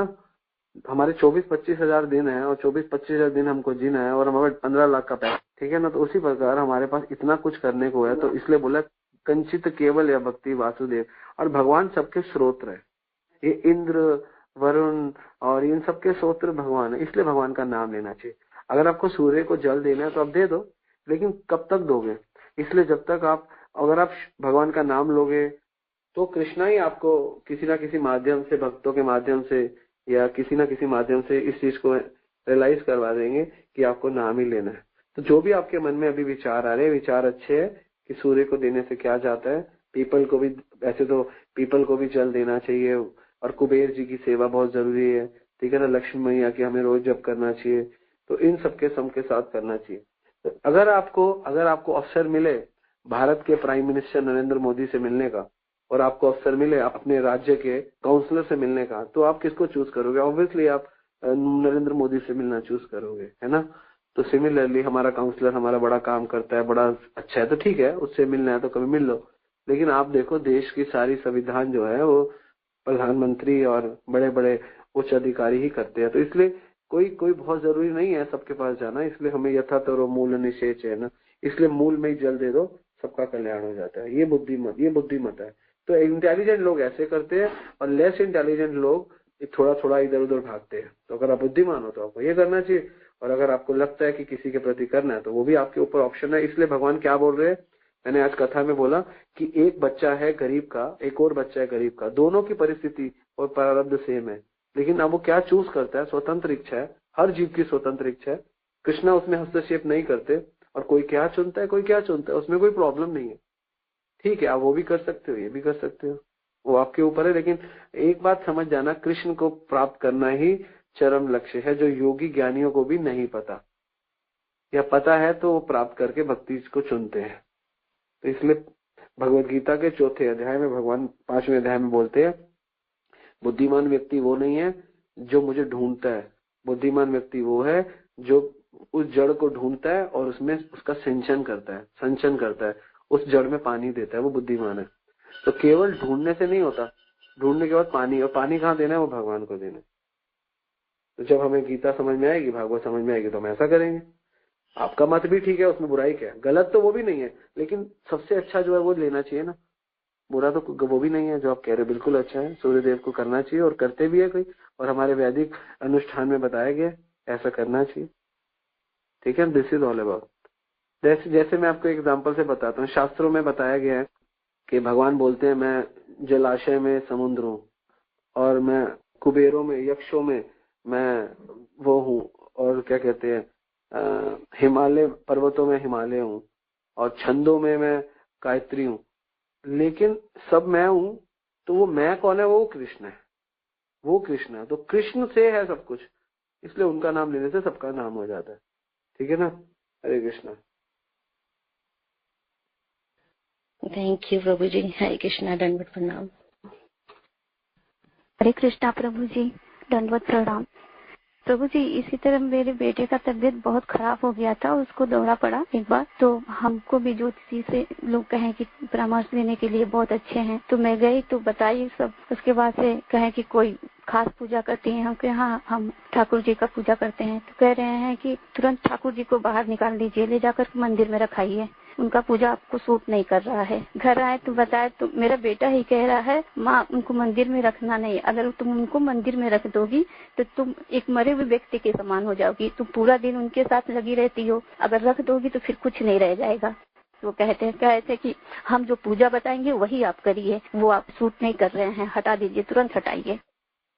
उनको बोलो कि घर से हटा देंगे, जो घर हमारे हृदय में ठाकुर जी है परमात्मा के रूप में, जो आपके हृदय में है, उनको भी हटा देंगे।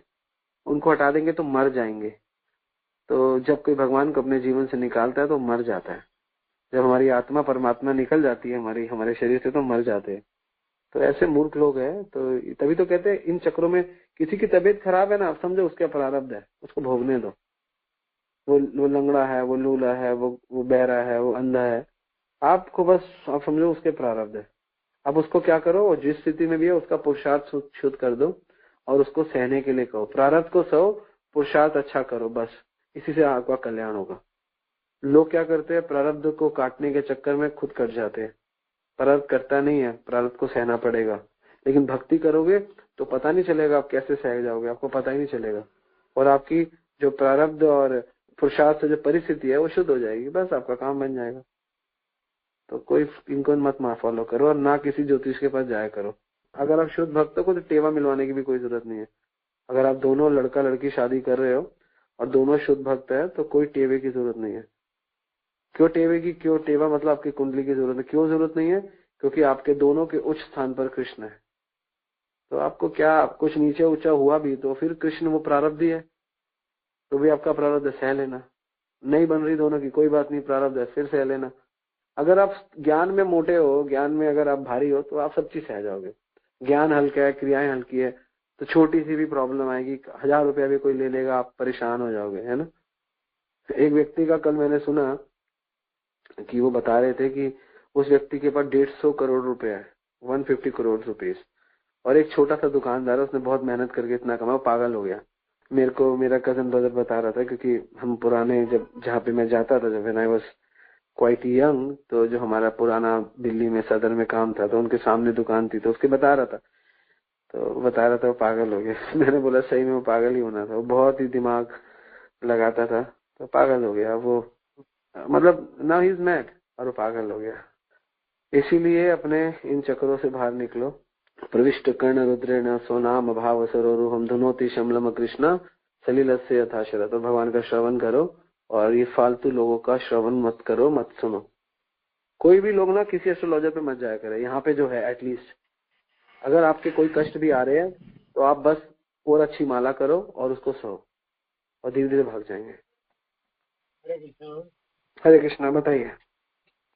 ये कहना चाह रहा था, 99% लोग जो है ज्योतिष पंडितों को पास करते हैं या इस पे ज्यादा विश्वास करते हैं, लेकिन जैसे प्रचार करने के लिए जाते हैं, समझाना बड़ा मुश्किल हो जाता है ना, मतलब भगवान की भक्ति श्रेष्ठ है, तो ये बताना बड़ा मुश्किल काम है। लोगों को ठीक करने के लिए देखो, ये जगत है माया का जगत है, मतलब ज्यादातर लोग माया में है। तो ये माया का अध्यात्म है। ये ज्योतिष जो है ये माया का ही अध्यात्म। जैसे कृष्ण का अध्यात्म है भक्ति, तो माया का अध्यात्म है ज्योतिष, vastu and all this thing. तो ये माया का जगत है, सारे लोग माया में है। तो माया कहती है कोई अध्यात्म करना चाहता है तो अध्यात्म भी ऐसा ही हो रहा है कि माया वाला ही हो रहा है। तो वो तो बड़ा कॉमन है। तो इसलिए कोई भी व्यक्ति अगर किसी के कहने पर भी अगर किसी को कुछ करना पड़ता है, कुछ उल्टे सीधे उपाय, तो आप उपाय करो, लेकिन उपाय में ये रखो, ये सोचो कि मेरे को तो पता है कि कृष्ण ने ही मुझे जो करना है और ये प्रारब्ध है और हमें केवल प्रारब्ध को ही भोगना है। और अगर हमारा पुरुषार्थ भक्ति रहेगा, अगर हम अभी भक्ति करेंगे तो ये प्रारब्ध हमें समझ में ही नहीं आएंगे, बहुत छोटे हो जाएंगे। भक्त के लिए जो प्रारब्ध है वो छोटे रहते हैं और संसार के लोगों के प्रारब्ध उनको बहुत भारी लगते हैं। ये फर्क है।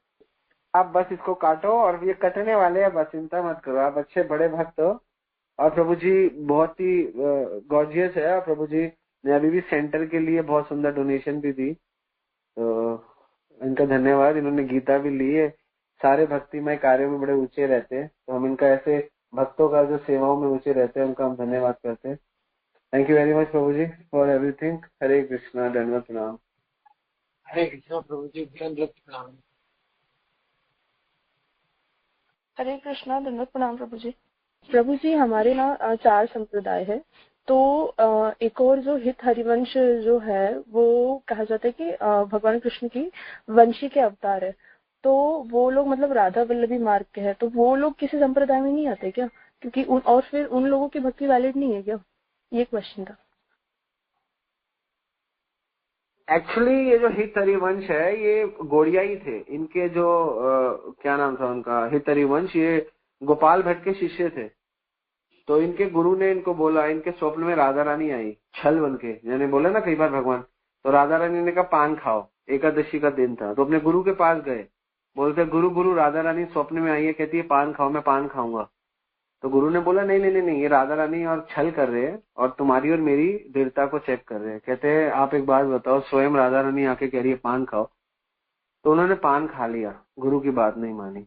और गोपाल भट्ट बहुत नाराज हुए। उन्होंने बोला क्या कर रहे हो तुम, अच्छा नहीं है, तुम मेरे शिष्य हो, फॉलो करो। तो बोला नहीं। तो उन्होंने अपनी एक अलग संप्रदाय बनाई। फिर वो एक दिन उनकी गर्दन कट गई, गर्दन को काट दिया। और वो किसी ने जो लुटेरे थे, तो उनके गुरु स्नान कर रहे थे, गुरु के आगे आए और गुरु को सॉरी बोला कि मेरे से गलती हो गई और मुझे सजा मिल गई। तो उन्होंने बोला कि उन्होंने बोला कोई बात नहीं, मैं प्रार्थना करूंगा भगवान से तुम्हारी।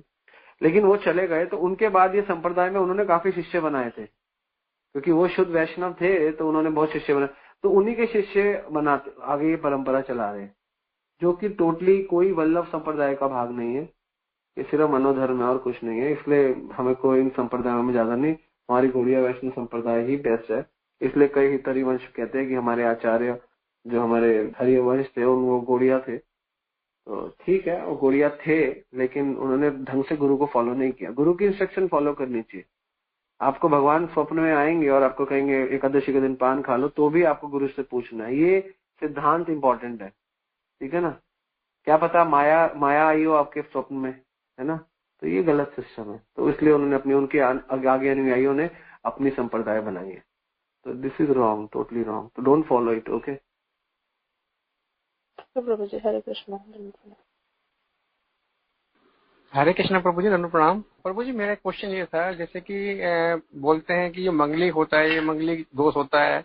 अगर वो किसी लड़की या लड़की में मंगली दोष हो और वो शादी करते हैं कि उसको पति मर जाता है, अगर वो भक्ति में आ जाते हैं अपने इस कौन के अंदर और वो भक्त वक्त आपसे शादी कर ले, तो उसका कोई फर्क पड़ता है प्रभु जी?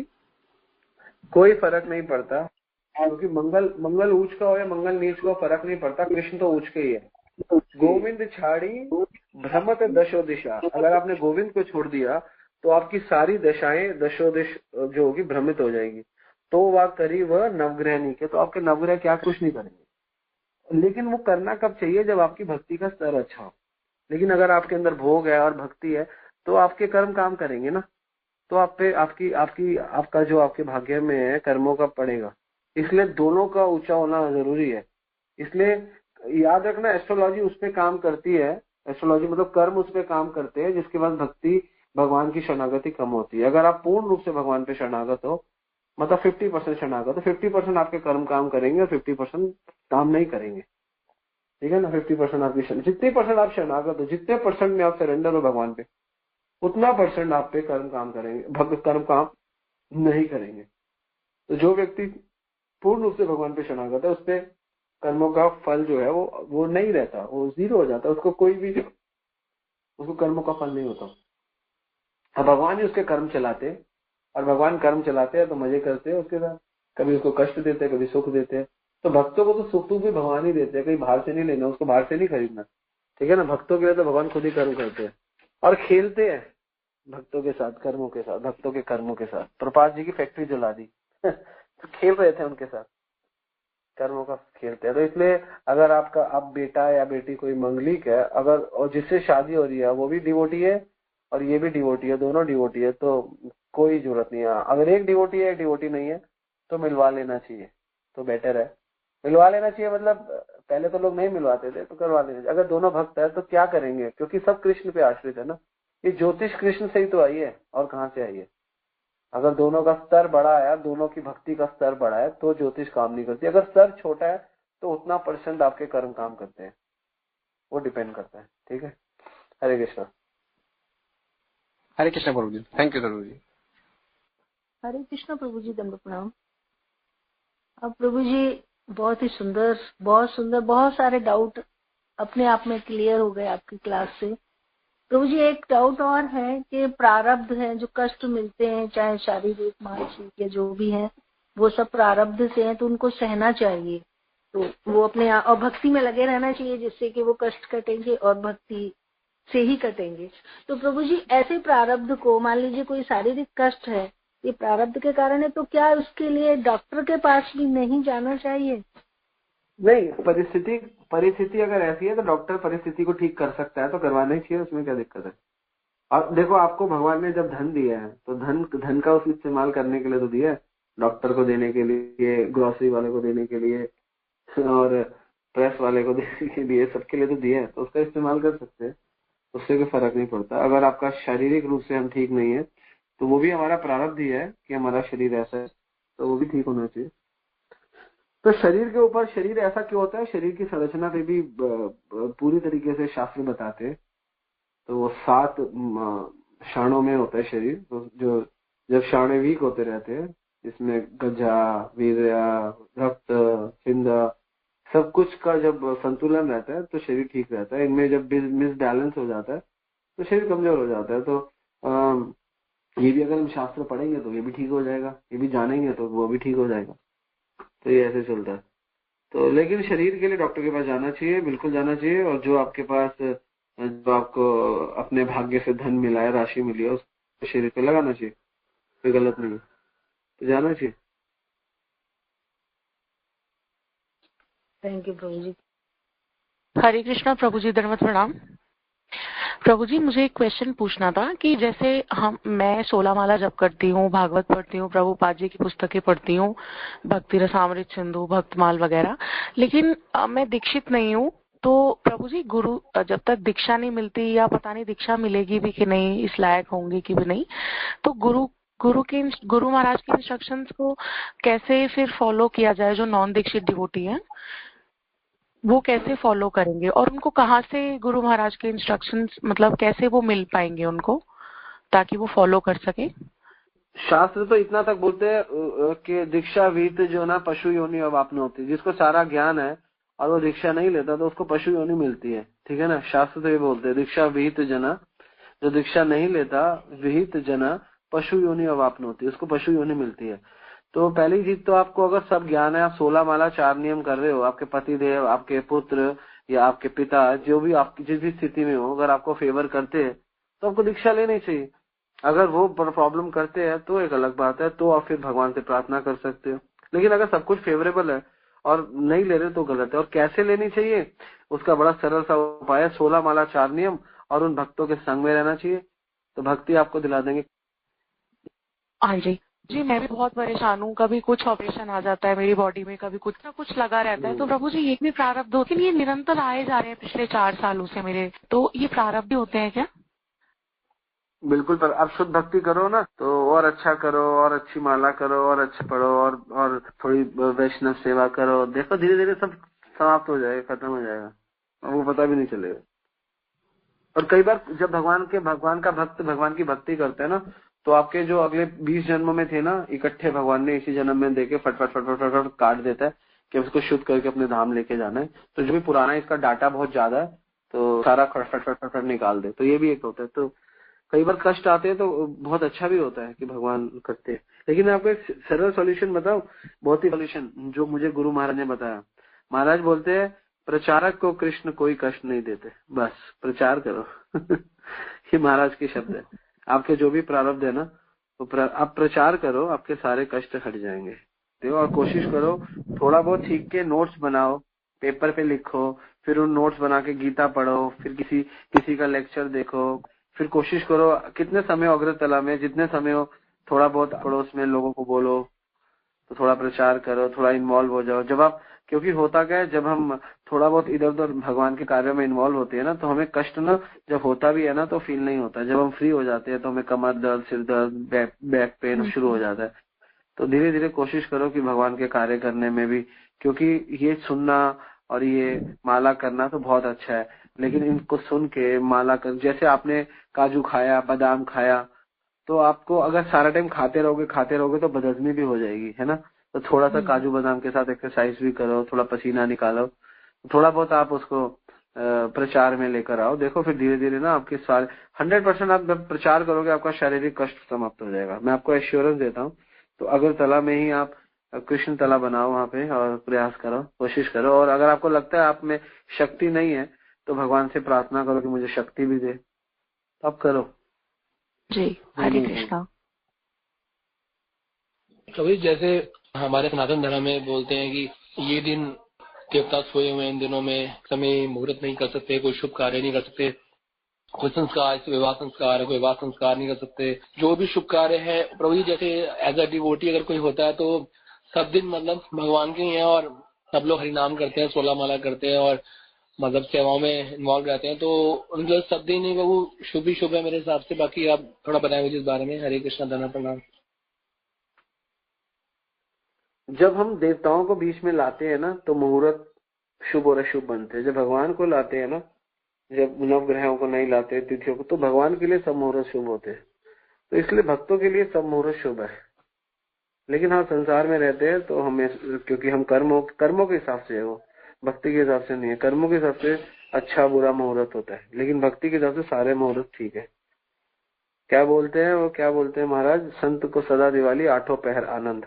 तो दिन में 8 पहर होते हैं, तो हर पहर आनंद है भक्त को। तो 8 पहर में ही आनंद है, तो यही 8 पहर के कितने मुहूर्त बनते हैं। और भगवान के कार्य करने के लिए जिस समय मन में आ जाए उसी समय कर लेना चाहिए। दशरथ जी के मन में आया, आज मैं राम का अभिषेक करना चाहता हूँ, राम को राजा बनाना चाहता हूँ। तो विशिष्ट मुनि कहते हैं कितना सुंदर आपने सोचा, तो कल ही राम का अभिषेक कर दो, राजा बना दो। तो दशरथ जी ने बोला 1 मिनट। तो दशरथ जी ने अपने पुरोहित को बुलाया, पुरोहित ने 3 दिन की आगे की डेट दी, 4 दिन। वशिष्ठ जी ने कहा अच्छे काम जल्दी कर देने चाहिए, ये दिव्य काम है। वशिष्ठ जी कहते हैं नहीं, 3 दिन बाद करूंगा, अगले दिन नहीं करूंगा। तो 3 दिन के बाद क्या हुआ, आप पूरी रामायण जानते हो। 3 दिन के अंदर कैकेयी का हुआ, राम जी का वनवास हुआ। तो हमारे आचार्य बोलते हैं अगर दशरथ जी उसी समय अच्छे काम के लिए मुहूर्त बना देते, उसी क्षण वशिष्ठ जी की बात मान लेते। चलो वो तो भगवान की लीला होनी थी, रावण का अंत होना था, भगवान ने ऐसी प्रेरणा दी दशरथ जी को। लेकिन हम लोगों को क्या सीखना चाहिए, भगवान के कार्य करने के लिए जब मन करे तभी कर दो। और ऐसा हमारे आचार्य बोलते हैं, भक्ति सिद्धांत बोलते हैं, जब आपके मन में आए दान देना है तो उसको लेट मत करो, उसी समय दे दो, बाद में आपका मन बदल जाएगा। दान देने के लिए उसी समय दे दो, अनुष्ठान करने हैं तो उसी समय कर दो, बाद में आपका मन बदल जाएगा। आपके मन में कुछ कपटता आ सकती है, उसी समय कर दो। जिस क्षण मन में आए करना है, परिस्थिति कुछ भी हो उसी समय कर दो, खटक लो भाई, खत्म हो गया मेरा ये थम। ज्यादा प्रोलॉन्ग करने से वो फिर लटक जाता है, होता नहीं है। और होता क्या, फिर उसका कई बार हमें फल भी मिलता है, क्योंकि हमने मुंह से बोला, हमने कर्मों से भी सोचा, लेकिन बाद में हमने नहीं किया। तो कृष्णा पकड़ लेते और कोई ना पकड़े। कृष्णा कहते हैं मेंटेलिटी को ठीक करना है। तो इसलिए भगवान का अनुष्ठान करने के लिए जिस समय मन करे उसी समय कर दो। नष्ट प्रायेषु अभद्रेषु नित्यम भागवत सेवया, उसी समय। ये प्रारब्ध का एग्जैक्टली मीनिंग क्या होगा? हमारे कर्मों का फल। ठीक है प्रभु जी, एक और क्वेश्चन है। कि जैसे आजकल लोग ज्योतिष विद्या को बहुत ज्यादा मानते हैं और भक्ति भावना से इतना नहीं विश्वास करते हैं, तो हम ज्योतिष के जो हम ये चीजें अपनाते हैं उससे जो हम उपाय करते हैं तो उसका गलत इफेक्ट भी आ जाता है लोगों के ऊपर। या ज्योतिष का कोई इफेक्ट ही नहीं होता। ज्योतिष एक ही चीज करती है, जो आप करते हो ज्योतिष आपको आपके उस फल को थोड़ा आगे कर देती है। बस आपके जो बुरे फल है, क्योंकि ज्योतिष पे लोग कब जाते हैं, जब आपके जीवन में कुछ गलत होता है, किसी को कमर में दर्द है, किसी का साथ ये नहीं हो रहा, किसी के साथ वो है, तो ज्योतिष के पास जाते हैं। तो ज्योतिष क्या करते हैं, क्योंकि ज्योतिष को पता चल जाता है कि आपके प्रारब्ध आप भोग रहे हो, तो ज्योतिष क्या करता है, पैसा कमाने के लिए कहता है ये करो उपाय, ये करो वो करो, तो उस समय आपको उसका फल नहीं मिलता, तो आप कहते हो वाह इतना कष्ट आ रहा था, कष्ट खत्म हो गया। कष्ट खत्म नहीं हुआ, कष्ट आगे चला गया, क्योंकि ज्योतिष के बाद मैक्सिमम ही आपको आगे खींच देता है, आप पोस्टपोन कर देता है। तो फिर आप 1 साल तक खुश रहते हो, वाह वाह, फिर दोबारा आपके साथ होता है, फिर दोबारा ज्योतिष पे जाते हो, फिर वो 1 साल आगे खींच देता है। आप सोचते हो ज्योतिष मेरे कष्ट काट रहा है। आपके कष्टों को कोई नहीं काट सकता, आप अगले जन्म तक भोगोगे उसको, उसके अगले जन्म तक भोगोगे, भोगना ही पड़ेगा। ज्योतिष कोई कर्म नहीं काटता, ज्योतिष आपके कर्मों को आगे करता है। तो ये अंडरस्टैंडिंग जिसको है वो फिर ज्योतिष में क्यों जाएगा। और कंचित केवल या भक्ति, केवल भक्ति वासुदेव परायण, केवल भगवान की भक्ति से हो गए, है ना। अगर हम धुनवंत धो देंगे भगवान आपके सारे कर्मों को भगवान की भक्ति से। तो ज्योतिष क्या करते हैं, जब हमें बहुत दुख हो रहा होता है, हम 2 साल से 3 साल से पीड़ित है, ज्योतिष आता है हमारे जीवन में, उपाय कराता है, हमारा पीड़ा हट जाती है, हम सोचते हैं खुश है, तो 1 साल 1.5 साल खुश रहते हैं, फिर वही और ज्यादा स्पीड से आती है, तो हम और ज्यादा ज्योतिष को पैसा देते हैं, फिर वो और आगे करता है, फिर और ज्यादा स्पीड से आती है। ऐसे करते करते 10-20 साल में हम इतनी ज्यादा तेज आती है, हम मरी जाते हैं, फिर अगले जन्म में वो सारा एक्यूमुलेट होता है और हमें फिर मिल जाता है। वो तो भागेगा नहीं ना आपसे। कर्मों को आप अगर छुपे रहोगे, किसी कमरे के अंदर छुपे रहोगे, ऐसा थोड़ा है कि आपने अपने कमरे में पर्दे लगा लिए, आप छुप गए हो तो सूर्य नहीं होगे, सूर्य तो उगेगा। आपने टेम्परेरी पर्दे लगा लिए, कितनी देर तक लगाओगे, बाहर तो निकलना ही है ना, सांस तो लेनी है, 1 घंटा 2 घंटा 3 घंटा आप उस कमरे में रह सकते हो, 1 दिन 2 दिन बाहर तो निकलना ही पड़ेगा। उसी प्रकार कितना भागोगे अपने कर्मों से, कर्मों के फलों से, फिर तो आनी है, उसने बाद में आ जाएंगे। ठीक है, ये ऐसे चलता है। प्रभु जी, हमें कर्मों का फल तो मिलेगा ही ना, अगर हम कर रहे हैं, भक्ति कर रहे हैं। अगर हम भक्ति कर रहे हैं और भक्ति हमारी अच्छी हो रही है, हमारा पुरुषार्थ अच्छा चल रहा है, हमारा पुरुषार्थ 2 काम करेगा। पहला, हमारे नए कर्म शुद्ध करेगा, जो हम भोग रहे हैं उसको भोगने की शक्ति भी देगा, डबल कल्याण होगा। हरे कृष्णा, दंडवत प्रणाम प्रभु जी। प्रभु जी, भक्ति भी क्या हमको प्रारब्ध से ही मिलती है कि हमारे कर्म अच्छे थे इसलिए, या फिर मतलब अपनी चेतना मतलब अपने आप एक्सेप्ट करना शुरू कर देती है इसलिए ऐसा होता है? 99% भक्ति सुकृति से मिलती है, 99% सुकृति से मिलती है, लेकिन हमारे आचार्य बोलते हैं इसका उल्टा, 99% भक्ति भगवान के भक्तों की कृपा से मिलती है। आपके प्रारब्ध होंगे तो आपको भक्ति नहीं मिलेगी, आपके प्रारब्ध होंगे तो आपको भक्त मिलेंगे। भक्ति तो भक्त से ही मिलती है, प्रारब्ध से भक्त मिलते हैं और भक्त से भक्ति मिलती है, बिना भक्त के भक्ति नहीं मिलती। जिनके जीवन में भगवान के भक्त नहीं है, जो भक्तों की निंदा करते हैं, जितने मर्जी अच्छे उनकी सुकृति हो, चाहे उन्होंने दान भी दिया हो, लेकिन गलती से भी उन्होंने चाहे किसी को भी दान दिया हो, भगवान के अनुष्ठानों में भी दान, लेकिन अगर उन्होंने भक्तों की निंदा है, भक्तों को लड़ते हैं, तो उनको भक्ति नहीं देते कृष्ण। तो भक्ति प्रारब्ध से नहीं मिलती, भक्ति भक्तों से मिलती है, प्रारब्ध से नहीं मिलती। प्रारब्ध से भक्त मिलते हैं और भक्त से भक्ति मिलती है, ये साइकिल है एक्चुअली। हरे कृष्णा प्रभु जी, दंडवत प्रणाम। मेरी देवरानी है, उनके हस्बैंड एक्सपायर हो गए, थोड़े दिनों बाद उनके ससुर एक्सपायर हो गए, फिर सास एक्सपायर हो गई। उसका तो सारा संसार ही खत्म हो गया, बस वो बची है, उसके 3 बच्चे हैं। सिचुएशन अंडर कंट्रोल से बाहर है बिल्कुल। उसने इतनी सेवा करी अपनी सास की, अब हम उसे कैसे समझाएं? उसको बोलो कि भगवान का नाम ले और भक्तों से जोड़ दो, और उसके भाग्य, उसके कर्म और जो भी है उसको फल मिल रहा है। और हर जीव का अलग भाग्य, अलग कर्म होता है।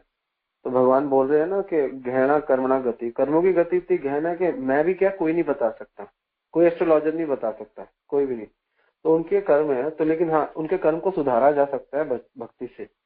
भक्ति करेंगी तो उनके कर्म सुधर जाएंगे, और जो भी परिस्थिति में वो भी है वो अपने प्रारब्ध के कारण है। तो आपको उनको अपने अब ये सोचेंगे मैंने तो कुछ किया नहीं। अब उनको तो 30 साल दिखते हैं अपने, मैंने 30 साल तो, लेकिन उनके कितने जन्मों के साल है, कितने जन्म लिया वो तो किसी को नहीं पता। आप उनको ये कहोगे कि आपके पुराने ही जन्मों का फल है, तो वो आप पे लड़ेंगी कि मैंने पुराना इतना गंदा क्या किया है। हमको क्या पता क्या किया, लेकिन कुछ तो किया है, तभी वो परिस्थिति बनी है। तो परिस्थिति जब बनती है तो प्रारब्ध और पुरुषार्थ से बनती है। प्रारब्ध में आप कुछ कर नहीं सकते, तो पुरुषार्थ को सुधारो कि अगली परिस्थिति सही हो, नहीं तो फिर परिस्थिति बिगड़ती रहेगी और बिगड़ती रहेगी। क्योंकि क्या पता कितना लिखा है इनके भाग्य में, हमें थोड़ा पता। तो तरीका तो यही है कि उनको भगवान से जोड़ दो, और वो भगवान के अंश है। हम लोग सबसे ज्यादा परेशान कब होते हैं, जब हम ये नहीं समझ पाते कि हम भगवान के अंश हैं। एक बच्चे को जब ये पता होता है ना मेरे मम्मी पापा है, तो बच्चा सुरक्षित रहता है। जब इसी प्रकार जीव को पता होता है ना उसके भगवान है, तो मेरा अगर कोई टूट भी गया, भगवान तो ठाकुर जी तो मेरे साथ है। और मीरा का तो पति मर गए थे, मीरा को तो सब मारने पे तुले थे, लेकिन मीरा ने भगवान को नहीं छोड़ा।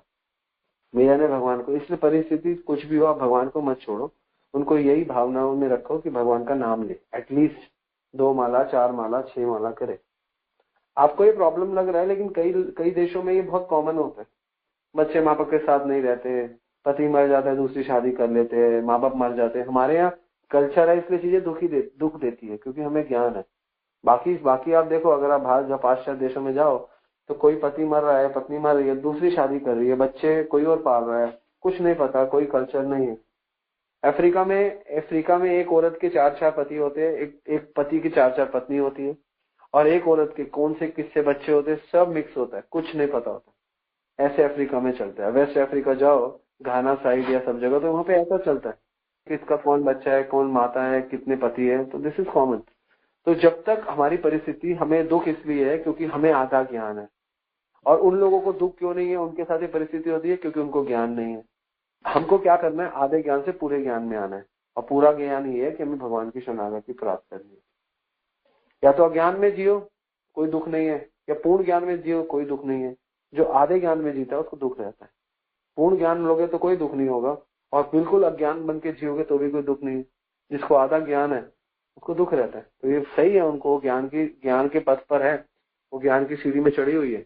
लेकिन पूर्ण ज्ञान दो कि भगवान की शरण में जाए, उनके भाग्य ही है जिनको भोग रही है, ठीक है। तो उनसे उनको सपोर्ट मिलेगा, उनको राहत मिलेगी। हरे कृष्णा प्रभु जी। हरे कृष्णा, दंडवत प्रणाम। मेरी मम्मी को ओसीडी है, और बहुत भयंकर वाली ओसीडी है कि ये इवन सब्जियों को ये निरमा सर्फ एक्सेल में धोती हैं। तो ये 8-10 साल हो गए हैं इनकी ओसीडी को, और ये डे बाय डे बढ़ता जा रहा है, और वो बहुत परेशान है अपने आप से। और मैंने उनको बहुत हाथ पैर जोड़े कि मम्मी माला करो, कुछ नहीं तो कुछ साल लगेंगे लेकिन ठीक हो जाओगी। तो मम्मी ने माला वाला भी स्टार्ट कर दी थी करना। मन नहीं लगता था, लेकिन फिर भी 2-4 माला करती थी। तो जब तक ये यहाँ पे थी हमने इनसे कराया, लेकिन जैसे ये गांव पे गई तो गांव की हमारी मौसी चाची इन लोगों ने बोल बोल के छुड़ा दिया। इन्होंने फिर माला छोड़ दिया, और जब फिर उन्होंने माला छोड़ा इनकी और ज्यादा बढ़ गई प्रॉब्लम, और इनका फेथ भी खत्म हो गया भगवान से। तो अब ये लोग प्लान बना रहे हैं बागेश्वर धाम जाने का, और मैं इनसे बोल रही हूँ वृंदावन चलो। तो अब इसमें क्या करना चाहिए? तो उनको बोलो कि आप बागेश्वर जाओ, साथ में वृंदावन दोनों जाओ। उनको दोनों लेकर जाओ, पहले वृंदावन लेकर जाओ, धाम में दर्शन कराओ सब जगह। उनको ना फिजिकल भक्तों का संग करो जहाँ पर भी हो सके। भक्तों के संग में बैठ के 1-1.5 घंटा कथा करे, क्योंकि धाम में जाने का फायदा तभी है। धाम में कहीं पर भी जाओ तो एक तो दान, और एक दान के साथ साथ भागवत 2, और तीसरा है सेवा। ये तीनों नहीं होती तो फिर फायदा नहीं है धाम में जाने का। सेवा और तभी दर्शन हो पाते हैं। दान देना चाहिए, सेवा करनी चाहिए, और श्रवण करना चाहिए धाम में। उसके बाद धाम के दर्शन खुलते हैं। तो ये तो सिद्धांत है। अब उनकी जो स्थिति है, परिस्थिति है, वो उनकी है क्योंकि जन्मों से उन्होंने, क्योंकि हम लोग ईश्वर विहीन जीवन जीते हैं और या मनोधर्म से जीते हैं, तो इस वजह से ऐसी परिस्थिति आ जाती है। आप भगवान से प्रार्थना करो और उनके लिए 2 माला करो, आप करो, और वो 2 माला उनको समर्पित करो, उससे भी फर्क पड़ेगा उनको। आप उनको समर्पित करो और कोशिश करो वो माला कर सके। और ये जो उन्होंने उनका संग किया, वो संग से बड़ी प्रॉब्लम आती है। नास्तिक लोगों का संग एकदम से, और वैसे भी हम लोगों की श्रद्धा इतनी नहीं है, फिर भी नास्तिकों का संग हो जाता है तो हम गिर जाते हैं। तो उनके लिए आप 2 माला करो और उनको प्रसाद खिलाओ, भगवान से प्रार्थना करो। देखना हफ्ते 10 दिन में कुछ ना कुछ तो फर्क आएगा ही आएगा, थोड़ा बहुत। और बागेश्वर धाम में जाना चाहते हैं तो उनको बोलो वृंदावन भी चलो साथ में, ऐसे लोग ना क्योंकि अपना पूरा जीवन उल्टा सीधा बिताते हैं, तो ऐसे लोगों को दवाई है ना जो भगवान के नाम की लेट काम करती है, क्योंकि वो दवाई के साथ साथ वो प्रिकॉशन नहीं लेते। लेकिन ऐसे लोगों के लिए आप प्रार्थना करो और आपकी शुद्ध भक्ति से उनकी प्रगति हो सकती है। आप शुद्ध हो जाओ। एक भक्त शुद्ध भक्त तो पूरा विश्व हिला सकता है। शिल प्रभुपाद ने पूरे विश्व को हिलाया। जब भी आपको ऐसा दिखे, जब कोई आपको असर ना दिखे, कुछ ना लगे, तो अपनी साधना बड़ी करके अपनी साधना का फल अपनी माँ को दे सकते हैं, तो भी कृष्णा एक्सेप्ट करते। एटलीस्ट ऐसा भी कर सकते हैं। तो थैंक यू सो मच प्रभु जी। कुछ क्वेश्चन चैट में मैंने अभी देखे हैं। भाग्य क्या है? भाग्य हमारे कर्म से बनते हैं, पहले से भाग्य डिसाइडेड है। हाँ, भाग्य है हमारा जो हमको मिलने वाला है हमारे जीवन में, हमारे कर्मों का फल को भाग्य कहते हैं। वो डिसाइडेड है, बिल्कुल डिसाइडेड होता है। तो भाग्य हमारे कर्म से बनता है, बिल्कुल कर्म से बनता है, और पहले से भाग्य डिसाइडेड। हाँ, भाग्य डिसाइडेड है, लेकिन आप अगर भाग्य से जो आपको प्रारब्ध मिलने वाला है, अगर आप उसको सहने लगोगे तो आपका भाग्य भी सुधरेगा। भाग्य बिगड़ता किसका है? जो आने वाले प्रारब्ध को टालता है उसका भाग्य बिगड़ता है। जो आने वाले प्रारब्ध से डरता है उसका भाग्य बिगड़ता है। जो आने वाले प्रारब्ध को सहता है और भगवान की भक्ति करता है उसका भाग्य बनता है। और आगे है क्वेश्चन है, जब मैं भगवान कृष्ण के बारे में सोचता हूँ तो चिंताएं और डर अपने आप आ जाते हैं। पता नहीं क्यों रहा है मेरे साथ, कृपया मेरे संदेह को दूर करे। Very good.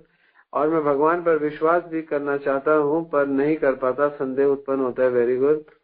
हरे कृष्णा प्रभु जी, दंडवत प्रणाम प्रभु। तो आपको भगवान पे संदेह है और भगवान के बारे में सुन के डर लगता है और भगवान में संदेह, तो इसका मतलब आप अभी जो हो वो ज्ञान के स्तर पर नहीं, आपका ज्ञान बहुत वीक है शास्त्रों का। भगवान भगवत गीता में बोलते हैं अज्ञ च, जो अज्ञ अज्ञानी है, अज्ञ च और श्रद्धानश्च संशय आत्मा विनश्यति। जिसके पास संशय है उसका विनाश निश्चित है Arjun.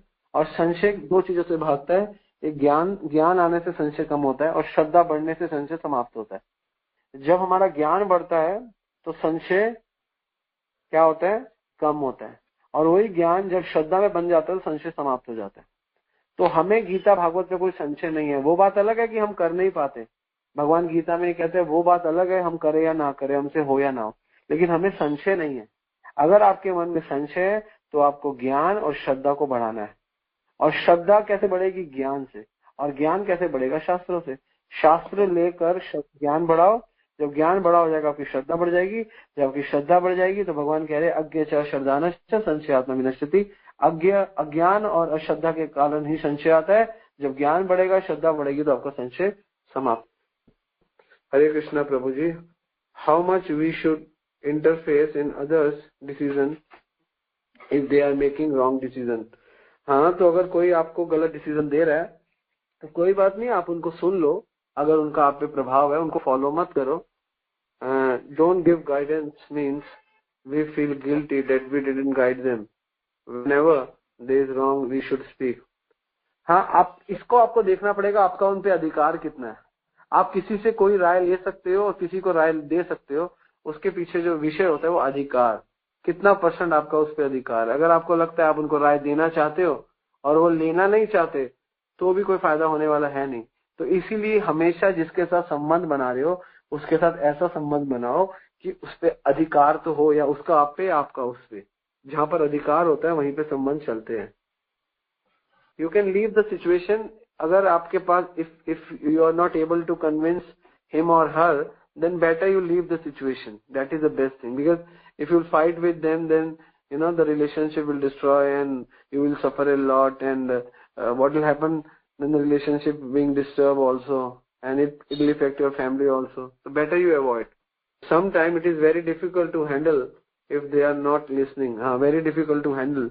Then what you have to do, you will have to listen yourself. Then you will have to listen your inner part. Then I don't want to disturb them, because if I disturb them, then they will disturb the whole family, and they will disturb me also.